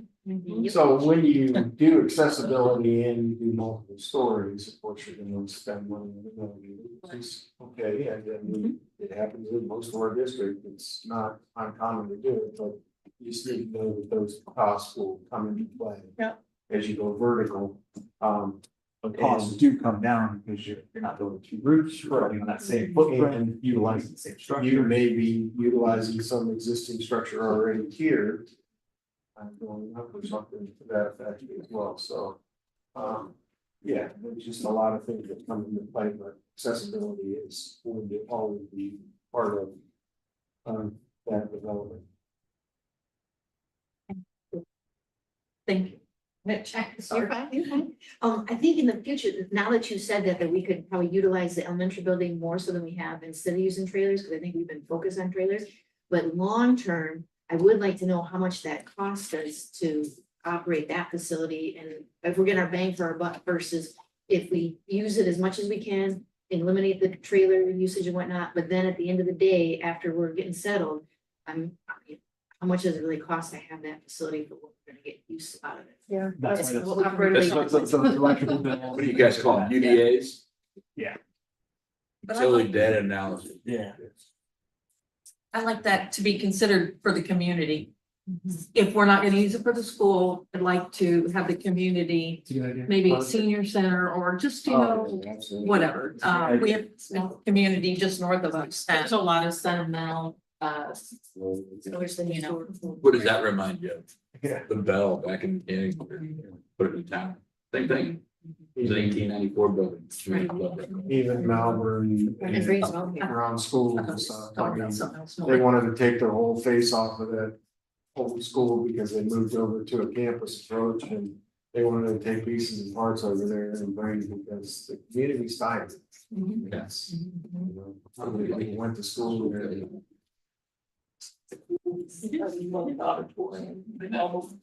They saw the auditorium today. Again, we want to be a source for all of your questions and we want to give you ideas. We don't want to. We don't try to come in and, as Tim said, dictate what's going to happen. We want to get it collaborated, but just to answer your questions going forward, you guys are facing a lot of balls up in the air and questions that need to be answered. We want you just to, let you understand that there's a team out there and we're prepared to help you in any way we can move forward. Yeah, if you have other questions And or our comments. assessments start right away. I mean, when we were flying, there's some standing water on the roof, a few other things that might want to be. I'm sure. Looked into, if you want to just make sure Todd knows about that. Todd's gonna love your drone skill. I apologize, Todd, in advance, but we've solved things very quickly. Yeah, there's some other ladder. Not many architectural firms have a licensed pilot drone flyers, but we do, so. He did fly a mean drone today. It was impressive. Sure couldn't wait to get it. Top gun. Let me get my drone. Yeah, I enjoy it. Yeah. But we've also used this, as you saw from those wide shots. All of our, the construction documents that we do and even the early planning sessions. We can build 3D models and we can kind of photo stitch them in place, so you can really get a sense. Because a lot of the community, if we show 2D plans, they don't really understand. So we always want to make sure that everybody leaves the meeting fully understanding what they've agreed to or where we're going. So those 3D models and those renderings just stitched onto these kind of axon raised views really have helped with that. I've never been on a board before, I've never worked with an architecture firm before, so how would this go moving forward? Do you do a basic contract and say you want you to investigate X, Y, and Z? And then you get through that, and then there's like options on that contract for going forward, is that? Yeah, what we talked about doing was kind of a shopping list approach where we start with some of the basics to get some options moving. And then we can provide lots of different services and we can say, okay, if you want to do this, it'll cost this much. If you want to study, you know, some exterior renderings for what it could look like, it would cost this much. And, you know, just take it one little bite at a time. At some point, you have to make a decision on what you're going to do. And at that point, then I'm assuming that there will be an interview process and, you know, you'd have to, it would be a bigger project that you're going out for. But for the pieces along the way, that's normally when we get engaged with the districts and just kind of help with the study and the planning. Yeah, for the initial investigation. The small threshold, I think, is what you can agree to, that we're a part of it. But it gets above that threshold at some point and you have to go out for. Yeah, the way your policy reads. So. Okay, so we can contract them for assessment contract, and that sort of thing without going out to. There'd probably be 2 or 3 earlier stages that you could contract us with and get you To that. Decide the big decision. I think with 3 with And one of Columbia. them is, what do you do with the state? You know, work with them or not, you know, part of that stuff. But we start calling and communicating, as long as you allow us to, with everybody that we can. We start very quickly on this. So yeah, I wanted to provide, like I told you, told me last board meeting to move forward with the option. And you did. Isn't I did. fantastic? I just wanna get- Bravo, Yes. thank you Yes, for thank you. bringing Yeah. this fun to us Mhm. and I appreciate. They're good, I've got a lot of experience. I appreciate you putting your time into this and this presentation and being on our campus and getting a feel for what this school means to us as a community and as a board and as people who had children in it, through it, and thank you very much. We've got a question, we can't leave without another question. On the floor. I might have missed it at the beginning. Did you happen to know how many projects you have going on now? Do you have time for us? The bottom line, kind of a question. We absolutely have time, the size of our firm, and we just completed Manchester and had our ribbon cutting here a couple weeks back, and The new high school we mentioned earlier, Yeah. converting. so we've gone through all of this stage with Columbia already, and so they're in a different stage. So there's various people on our team, and I said, you know, puzzle solvers over here, you know, they're gonna be the early stages. But there's multiple people in our firm that are at different stages for different projects, and where they stand, so. We definitely have, plenty of room to, you know, jump on this project and go after it right away and help you through the next, early steps. The other thing we like to tell people when they ask that question, commitment is one of our core values and principal, associate principal, we don't work 40 hours a week. We love what we do. And if we start to get kind of Oh, that was a day, I'm sorry. when we start to get busier, like we will still make sure that we're working enough to meet the commitments that we made. So if we start working with somebody, we're not gonna say, oh, someone different came along, we can't service you properly now, like, we will meet people. The majority of my projects are schools or athletics related to schools, a little bit higher education as well. The same thing I told Manchester and Columbia, I'll tell the same thing to you. We're there at the start of this process, groundbreaking through the ribbon cutting. You're gonna see me, you might get sick of me, but you're gonna see me, we don't hand it off to somebody else, there's too much knowledge gained. Even starting from today, and just to walk through, talking with who we did. We don't wanna lose that or try to hand off the baton to somebody else, we're gonna be here through the long. Thank you. And then that kind of was, my follow-on question would be, is the distance, is that probably? Yeah. 2.5 hours away, we leave at 8 o'clock, we're down here for 10:30 school board, school meeting anytime. During construction, we're down here this evening for one of the board meetings, and again, alluded to. We work with schools, we're planning and zoning meetings, any evening that those happen and such, so. 2.5 hours, is close for me. I'm traveling usually across the United States. So it's nice to get something and keep it, within a few hours of, the office. Local.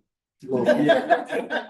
I'm at Beaver Local Schools for the new field house we're doing, that's an hour and a half, 2 hours away, I'm there in 2 weeks, just as construction or as needed. So yeah, we can arrange it, make it happen. Thank you for answering my questions. Sure. Also, Anything else this was good, this is. thank you. These are things that we would want to do in the future as well, because as we show plans and go down the path.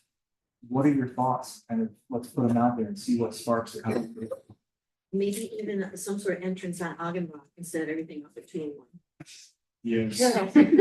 We hear about the Friday night and just. No, It was, you can- it was. Exactly, yes, that was. As soon as you get run. We would be here all night talking about all the different ideas that we just got from just today. Yeah. Well, that's good to hear. Yeah.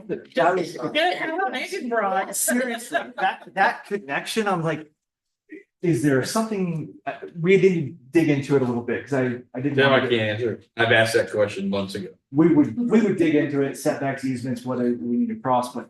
Yeah, why? Well, Infrastructure, I mean, significant there. yeah, I thought the road can handle it. Road can't handle that now, currently. Okay. No, but we've had to study, traffic studies on many of our Even if it's projects as just well. egress or emergency rather than ins and outs, you don't have a decel or an acceleration lane. Yeah. Those things, traffic studies, we can investigate and see what the thing is. Because we put turn lane on roads smaller than that. For school. Oh, sure. Yeah. Yeah, absolutely. I mean, like. Even if you just used them after an event, Yeah, if that's you had just for. if you had them gated, Yes. if you kept them gated and you only opened it after, it just. Yeah, we had one district that, it was, literally on both sides of the tracks, so to speak, train tracks going right through the center of the town.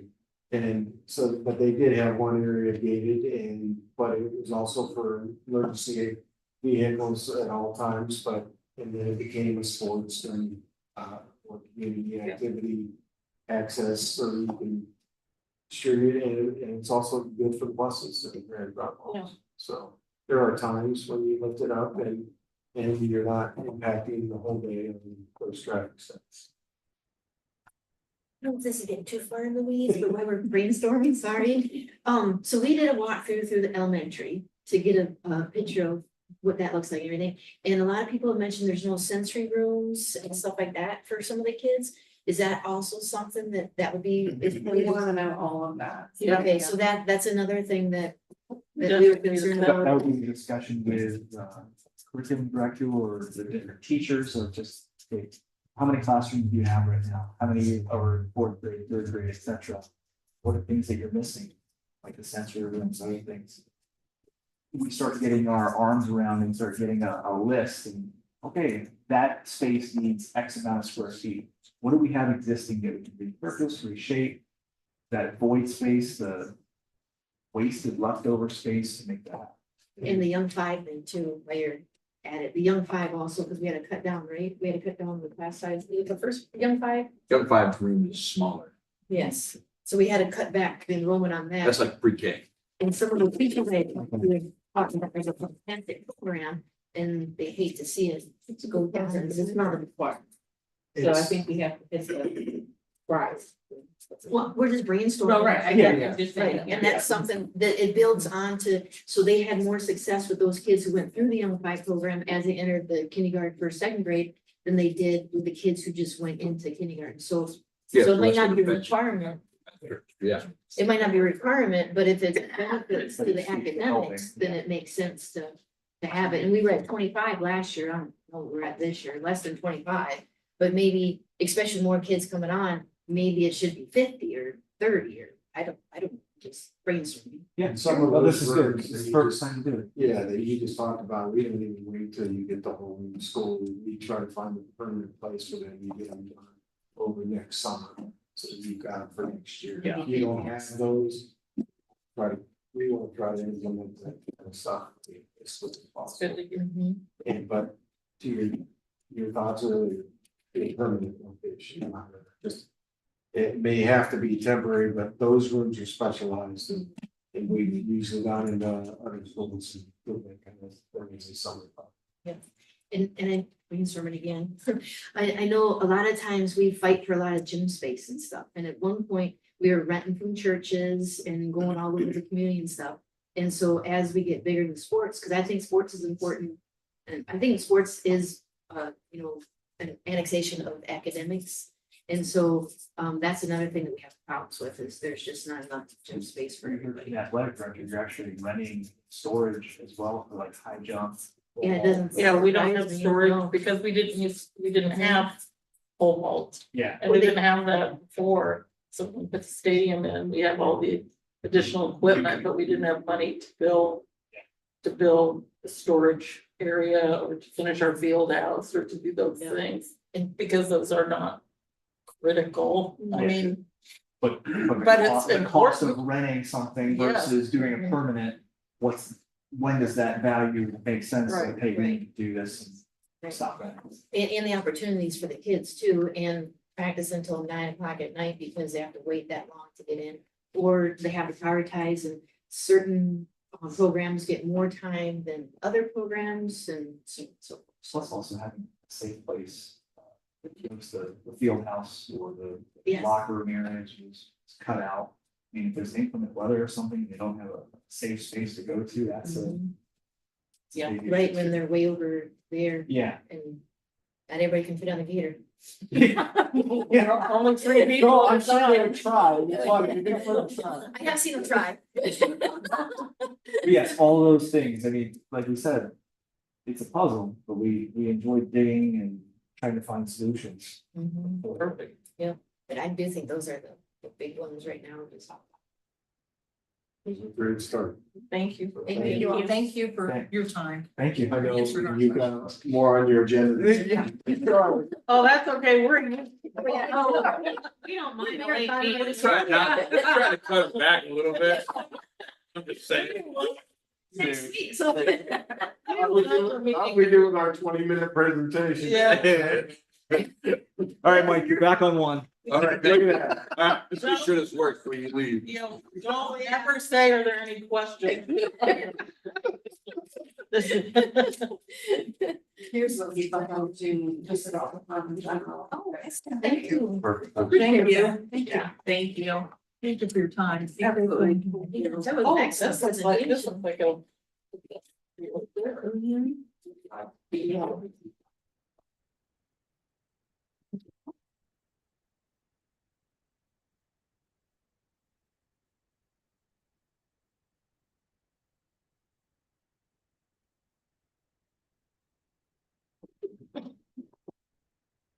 So your instructions on how to get them.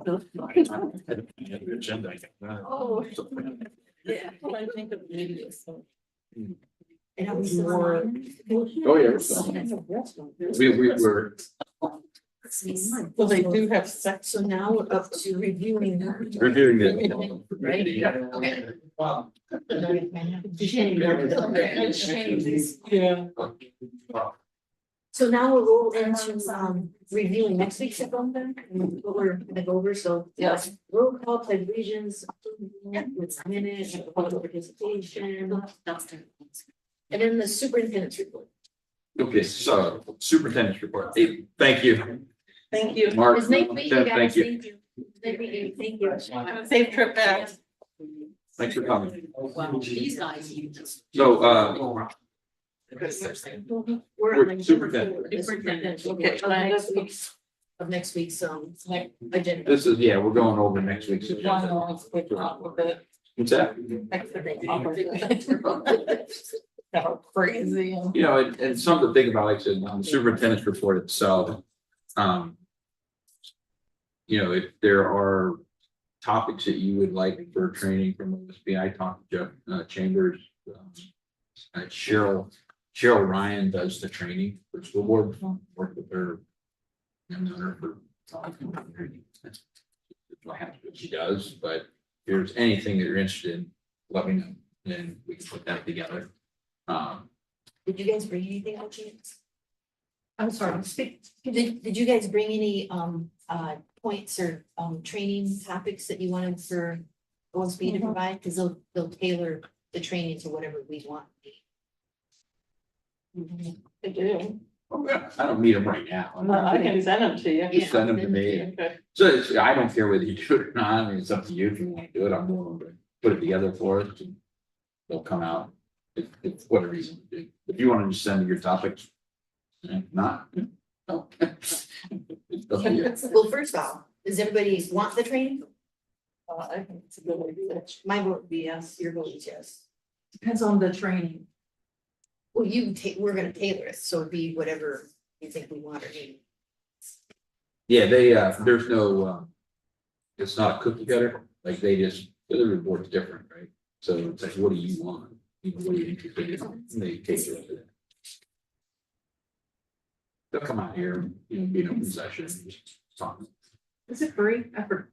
Is there a cost to that? I think there's different levels of it. I think they come for like an hour. I think part of it belong to Ohio School Board Association, right? So I think they're for certain levels, certain times will come out. If it's more involved, they cost them, like a check off. Just didn't know. John? I think there's definitely room for some training and exploring some topics that, you know, we're on the, well, years, but I'm new. So, you know, yeah, I think that there's some room for additional. Yeah, I mean, it's not a bad thing. It's just you got questions or something, or, you know, whatever that may be. It's, like I said, everybody's different levels of experience, different years on the board, different questions, different communities, they're all different. And some we don't know, Yeah. You know, what is it? You know, maybe some generalities, right? So, all right, So just send me what you got. I can send, I agree. and put something together for it. And then, you know, when I get back, we'll talk next week, you know, we've sold 3 of the buses, we paid almost $9,000 on those buses. Oh, nice. So we took parts for one and put another one back together. So that was good. And then working on ways, I think I sent you that, talking about working on ways to communicate with the community. You know, I talked with Jacob and Jason, and we talked about different ways, some of the things I've done in the past, like a little video with the 60 seconds superintendent took, oh, it's a highlight of what happened last week and this week, and nobody has to read it and watch it. Like nobody likes to read anymore, like watch the video. So we talked a little bit about that. We're just fine tuning the website. There's some things on there that we don't do anymore. We took on. So those are things that I'll talk about as well. And the other thing is, you know, we put together. I'll pass this out to you next, but we put together the org charts, all right, of everybody, which is helpful now. So, yeah, so everybody knows who So reports reading to those, who. Yeah. where? So, yeah, so we got that done. Shelley put that Shelley's been working on that, because that was a lot. So yeah, we talked about it, we worked it out, and So we got this together too. So we're working on the salary side. So you got that kind of. I mentioned to you that we talked about subs. You know, substitutes are a problem. We don't have enough of them. That's not a Bethel issue, that's a state issue. It's also a Midwest issue, right? If I talked to 11 different states and they all have the same problem. All right, so that's, but what can we do to fix it? So I did talk to a company at Bassett, the state conference. There was a company called Wren Hill, and there's a company called Wixie and Associates back in the day. Wixie and Associates got bought out by dedicated school staffing. I think they're in, these are all the places that are in Ohio, right? So what they do is they come in and they will market, advertise, fill the substitute list. They will take the sub side off our hand and just fill the sub. We need substitutes. Because right now we've got building sub and we've got ESC sub list, and every day we're covering classes with teachers. Yeah, that's, All right. that BSC list is Was it 6? inconsequential. Yeah, so I mean, and you know, we've tried to do some other marketing, but it's, you know, it's frustrating for me because, I mean, teachers should be that plan period should be planned, right? Not teaching Absolutely. another class, because I mean, you know, life happens, we're all busy, and then you think, you know, do they all go home and plan at night? They missed it. I mean, maybe some do, maybe some don't, but the expectation would be given their plan period during the day. You know, so they can collaborate, they can plan, they can do this thing. So I had a long conversation with them. They're gonna get some things together, and it's probably gonna be cheaper than what we pay in subs anyway. And by the time you pay teachers on top of that, but I was at the elementary staff meeting. Was that last week? Right. Friday. It was at the elementary staff meeting Friday, and you know, I think it seemed appreciative of the fact that we could give back some of their plan time. The same things happen at the middle school. I mean, we got people in the high school, they don't get their plan because they're covering classes every day. So there's got to be a better viable option. I'll have more to talk to you about that next week. So those are some of the updates. There's going to be student recognition, so I'll need you to sign some certificates. We've got that as well, and we are recognizing the golf all conference team, It's fantastic. so they'll be here. We'll recognize them. Natalie got the question. That's okay. I was gonna wait till he was done. Until you got through everything, but I did have 2 comments, questions about subs and things. So I don't know if this is legal today, but can you have senior students subbing in the elementary for the day? Seniors, Yeah. Can't have any school kids doing that at all. Like for lower levels. no, you've got BCI, FBA, background checks, it's just different. They could help with it if they were in there with a teacher, I would think, but just to let them teach. We will one of the things that's happening is if you've got 1 of 3 certifications and you're a student teacher, Right. we'll let you sub when you're not doing your student teaching. You can do that. But, you know, even as 20 years ago, I would have said that's probably a good idea, but even if it wasn't, as a superintendent, I'm leery to put a student in with another set of kids. Just the nature of things these days. You know, he said, she said, I mean, I just think it's dangerous. But yeah, right now, you're supposed to have a bachelor, you're supposed to have certification, licensure. Right. Yeah. And none of that's waivable, right? Like if they don't have a bachelor's, but they meet the background checks and stuff. You gotta err on the side of caution. So, And then I was just as a follow-up, when I helped sub in 2009 and 10, you going to sub now? I was gonna say, I can take some use or lose and I have to get certified again. So I don't know if I have time for that before I use my lose my use or lose, is what I was trying to say. Yeah. Use them. Yeah, no, I mean, seriously, I mean, that's you, come on over. You know, you get their background check, get you on the sub list, you know, you work through them, and, you know, we could find a way to do that. You know, we need good people. Yeah. Can't be on, You you can't can't be on the board. paid. You can't get paid. Did you want paid? But I was the only thing I was gonna say was, I love the half days. I thought that was really nice, especially for emergency days, because if you, for example, didn't think you were going in for the day and you had an appointment, well, somebody said, well, I could only use somebody I just need somebody in the morning. That was perfect. I like to do that. And we have short term. teachers that take half days. Yeah, and because of so. appointments and whatnot. So I wouldn't say don't market that, because I think that's a good thing. It does give some people some different options, because they may not want to be there all day. This is the point I was trying to make with that, so. Yeah, and it's in fact, I've got a meeting tomorrow at 2:00 with the sub. So, talking about some things. So, yeah, I mean, we're working, but you're right. I mean, it's, you know, some people want to work half day. You know what? And right now we'll take half day. We're covering many. And you can always do 2 halfers for the whole day, maybe, so just, Yeah. I like this, just wanted to share that. Thanks. So with that said, should we investigate maybe reaching out to some of our retired district residents and seeing if they want to do the same thing? 'Cause I remember my son was little, there was an older gentleman, but he came into the classroom. I think he was necessarily a sub, but he would sit down and read with a couple of kids and do some other educational activities with them as the teacher was working with other kids. So I don't know, now that you bring that up, and especially the half days, I don't know if that's something else to. Well, the dedicated staffing, so what they'll do, they do substitute management, so they would do all the marketing.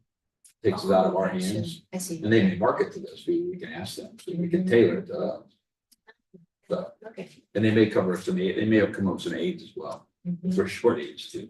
Or yeah, even that maybe, and then you don't have to look for the vouchers. But on bus driver, we got 2 more in the hopper, Yes. we get them certified, no more double routes. That's awesome. So, and we think that'll probably be done by Thanksgiving, by Thanksgiving, we should be off double routes. That was your And goal, how I are we think. doing on the classified subs? Like, is that a problem as well, classified subs? Lunchroom, Oh, yeah. offices, AIDS, aides? it's a problem across the board. Yeah. Yeah, but I mean, we're doing better. I mean, I've seen worse. You know, it doesn't matter. I still want what's best. So we're gonna try to solve that problem. But I mean, our bus drivers almost up to par. I mean, with everybody that we would need, with a couple of subs, even a couple of some bus. One bus did break down, the cars off the other, one, but we've got the other two working really well. But anyway, but to your point, I think we'll scrap those. If we can go in and get the subs, the aides, the custodians, because sometimes we interviewed a potential bus driver that could do some custodial midday. So, but we don't have a lot of stuff, but we'll work on it. But it's across the board. So. Plus, it was anyways, I can leave those with you, signing. Bring that, okay. And then, the presentation by Jacob Watson. So Jacob Watson started, I'll let him, I don't want to get too far ahead of it, but he wanted to start a podcasting broadcast group, right? I think it's brilliant. And I thought to myself, wow, that's pretty cool. Mhm. And he'll get into it, but I think it's funny because, you can obviously tell by my PowerPoint YouTube skills that I'm probably not running very many podcasts, but I got a daughter that works for podcasts. It makes good money. And I was like, it's interesting. that, you know, I got to thinking about it, and so anyway, he's got a lot of interest. I'm excited for him to give the presentation. We got a grant, we got some equipment, and he's got a huge interest. I'll let him talk about Oh, that. it next week, but that's one of the reports, so. And that would be like as a class or a club or a? It's a club right now, but I think, you know, he thinks that it could probably become like a class offering or something, Yeah. which he would hand it over to another teacher. Media marketing. So, but kind of cool. And Well, you can then, still keep the club, even if Right. there was a class. Mhm. well, yeah, but he's also got, he's got all his other stuff to do, right? Yeah. He's gonna end up liking it. For his PR. Yeah.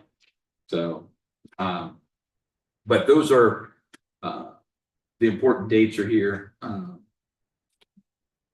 that's what I got, and we'll get into the treasurer's report. I'm not gonna do much with the treasurer's report.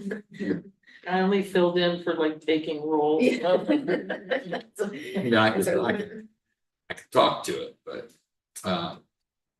you know, you get the appropriation approved. Then you'll get into, recommendations. So if I get to recommendations, like we got a driver went from 4 hours to 6 hours per day. We've got bus aid. His replacement was board approved, so we're rescinding her contract. She's kind of disappeared. So we're rescinding it. Okay. So that'll be a contract that we will rescind. Then approve that agenda. Then if you go down to certified personnel, we've got Sarah Hubbard. She's a substitute. That's yours. Yeah. So she's doing her student teaching with Mindy and sub, Perfect. when she's not.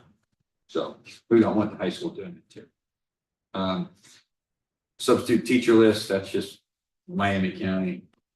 And then approval of the consent agenda.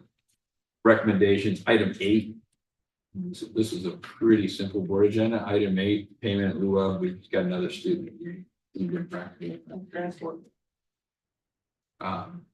And then the overnight DC trip. This has to be approved by you guys. I mean, you guys need to approve this, so. Soon. Yeah, well, that's why it's not, I couldn't find where it had been approved in the past. And this needs to be approved. Yeah. So kids are protected, staff protected, it's a school sponsored trip, Yeah. code of conduct's in board. I mean, without it, none of that exists. So there's their itinerary. It looks like a nice trip. You gonna go? Yeah, I'd love to go, but on for 3 days. But I do love DC. I chaperoned like 17 of those for like 20 years. You can be a tour guide. Yeah. What's that? They're doing a ghost tour. That sounds fun. Yeah, it's a pretty good itinerary. They had a good time last year. I think a lot of that was what they did last year. Yeah, That was a big trip. yeah, I always took I chaperoned all the most well-behaved children in the grade.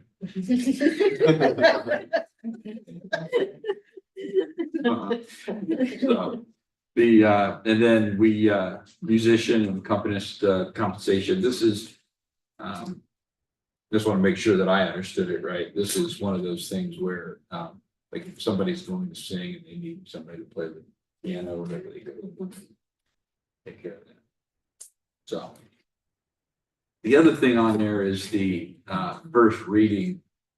So medication policy, just so that not that when something happened, it just needs to be right.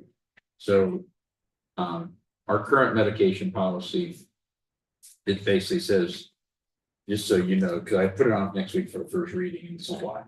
Okay, so our current policy says before any medication or treatment may be administered to any student during school hours, or shall require written statement from a licensed health physician. accompanied by the authorization of the parent. That includes Motrin, tons. That's not what we do. On final form, we have a form that if you are a parent, you say, if you take Motrin or not, this would be. So we're gonna change it to before non-prescribed medication treatment administered for required consent of the parent. And then waive the liability of the district. Which we've been doing anyway. So that's why that's. No, we've never do that. My only question was, when it says during school hours, so like the DC trip, is that That's considered school hours? This is board trip.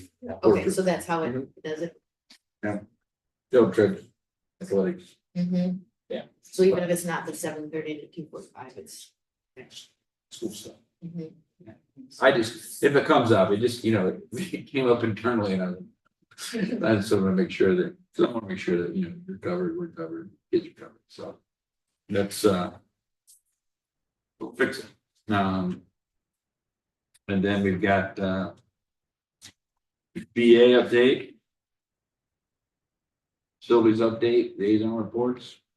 And then board meeting day, just to be aware, November 12th, we've got a work session. And that also is the final day of Capitol Conference. I'm good to make the drive back. I don't know about you, if you want to move it, we can move it.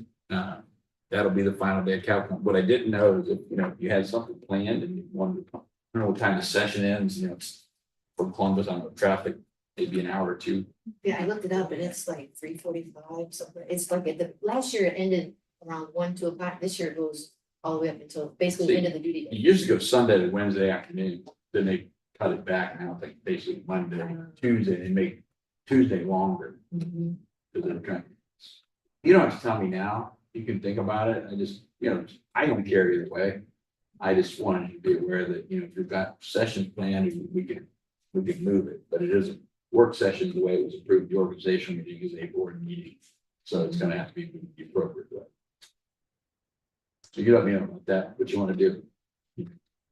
And for that one meeting, because it is just a work session, right? We could just do that offline too, right? Or, You can cancel it.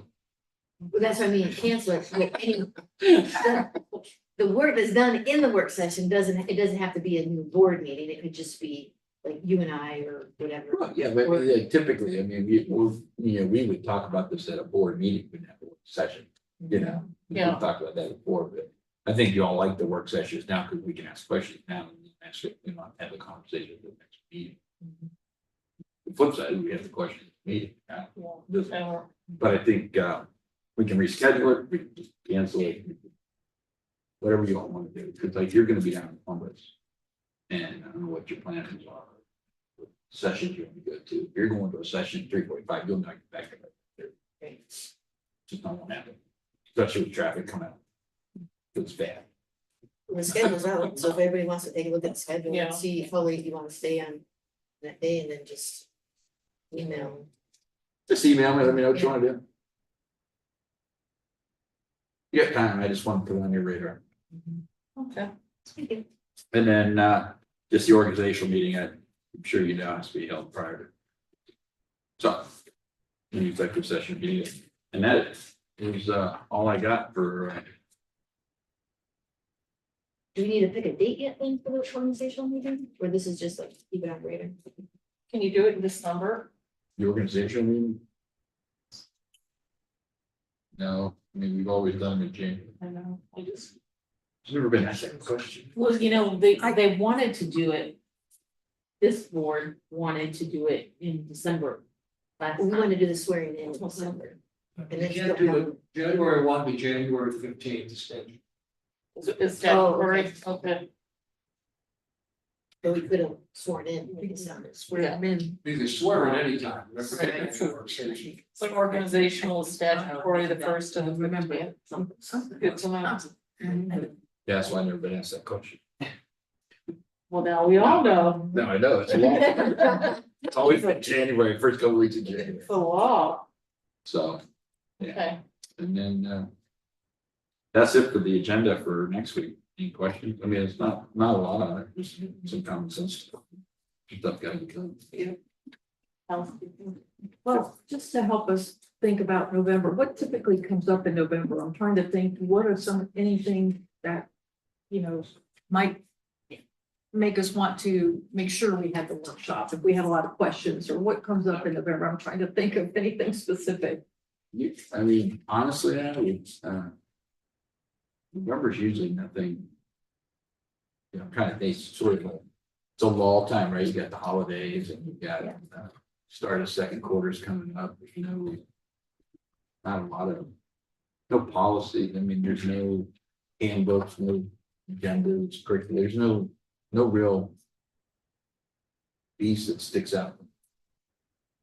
So, The 19th is, oh, it won't be, it's the week, that's a whole week before Thanksgiving, so I was thinking that'd be the Tuesday before school was out on Wednesday, but Thanksgiving is the whole next week, Thanksgiving late, late this Late year. this year. Yeah. so. Yeah. And- So, yeah, like I said, I don't see anything riveting from, you know, end of the year when you get down to like.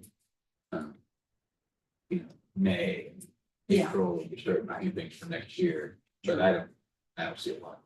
Okay. So if that helps you see. Thank Yeah. you. Good, good stuff. So now we're back onto this agenda, and now we have, the executive session.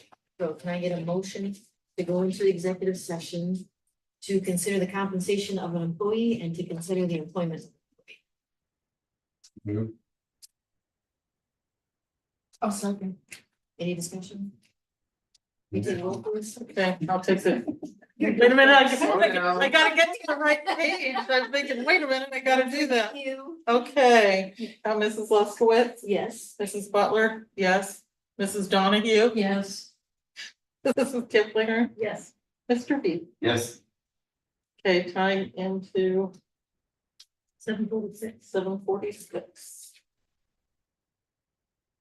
Maybe we can take a quick 5-minute. Bathroom break, Yes. yeah.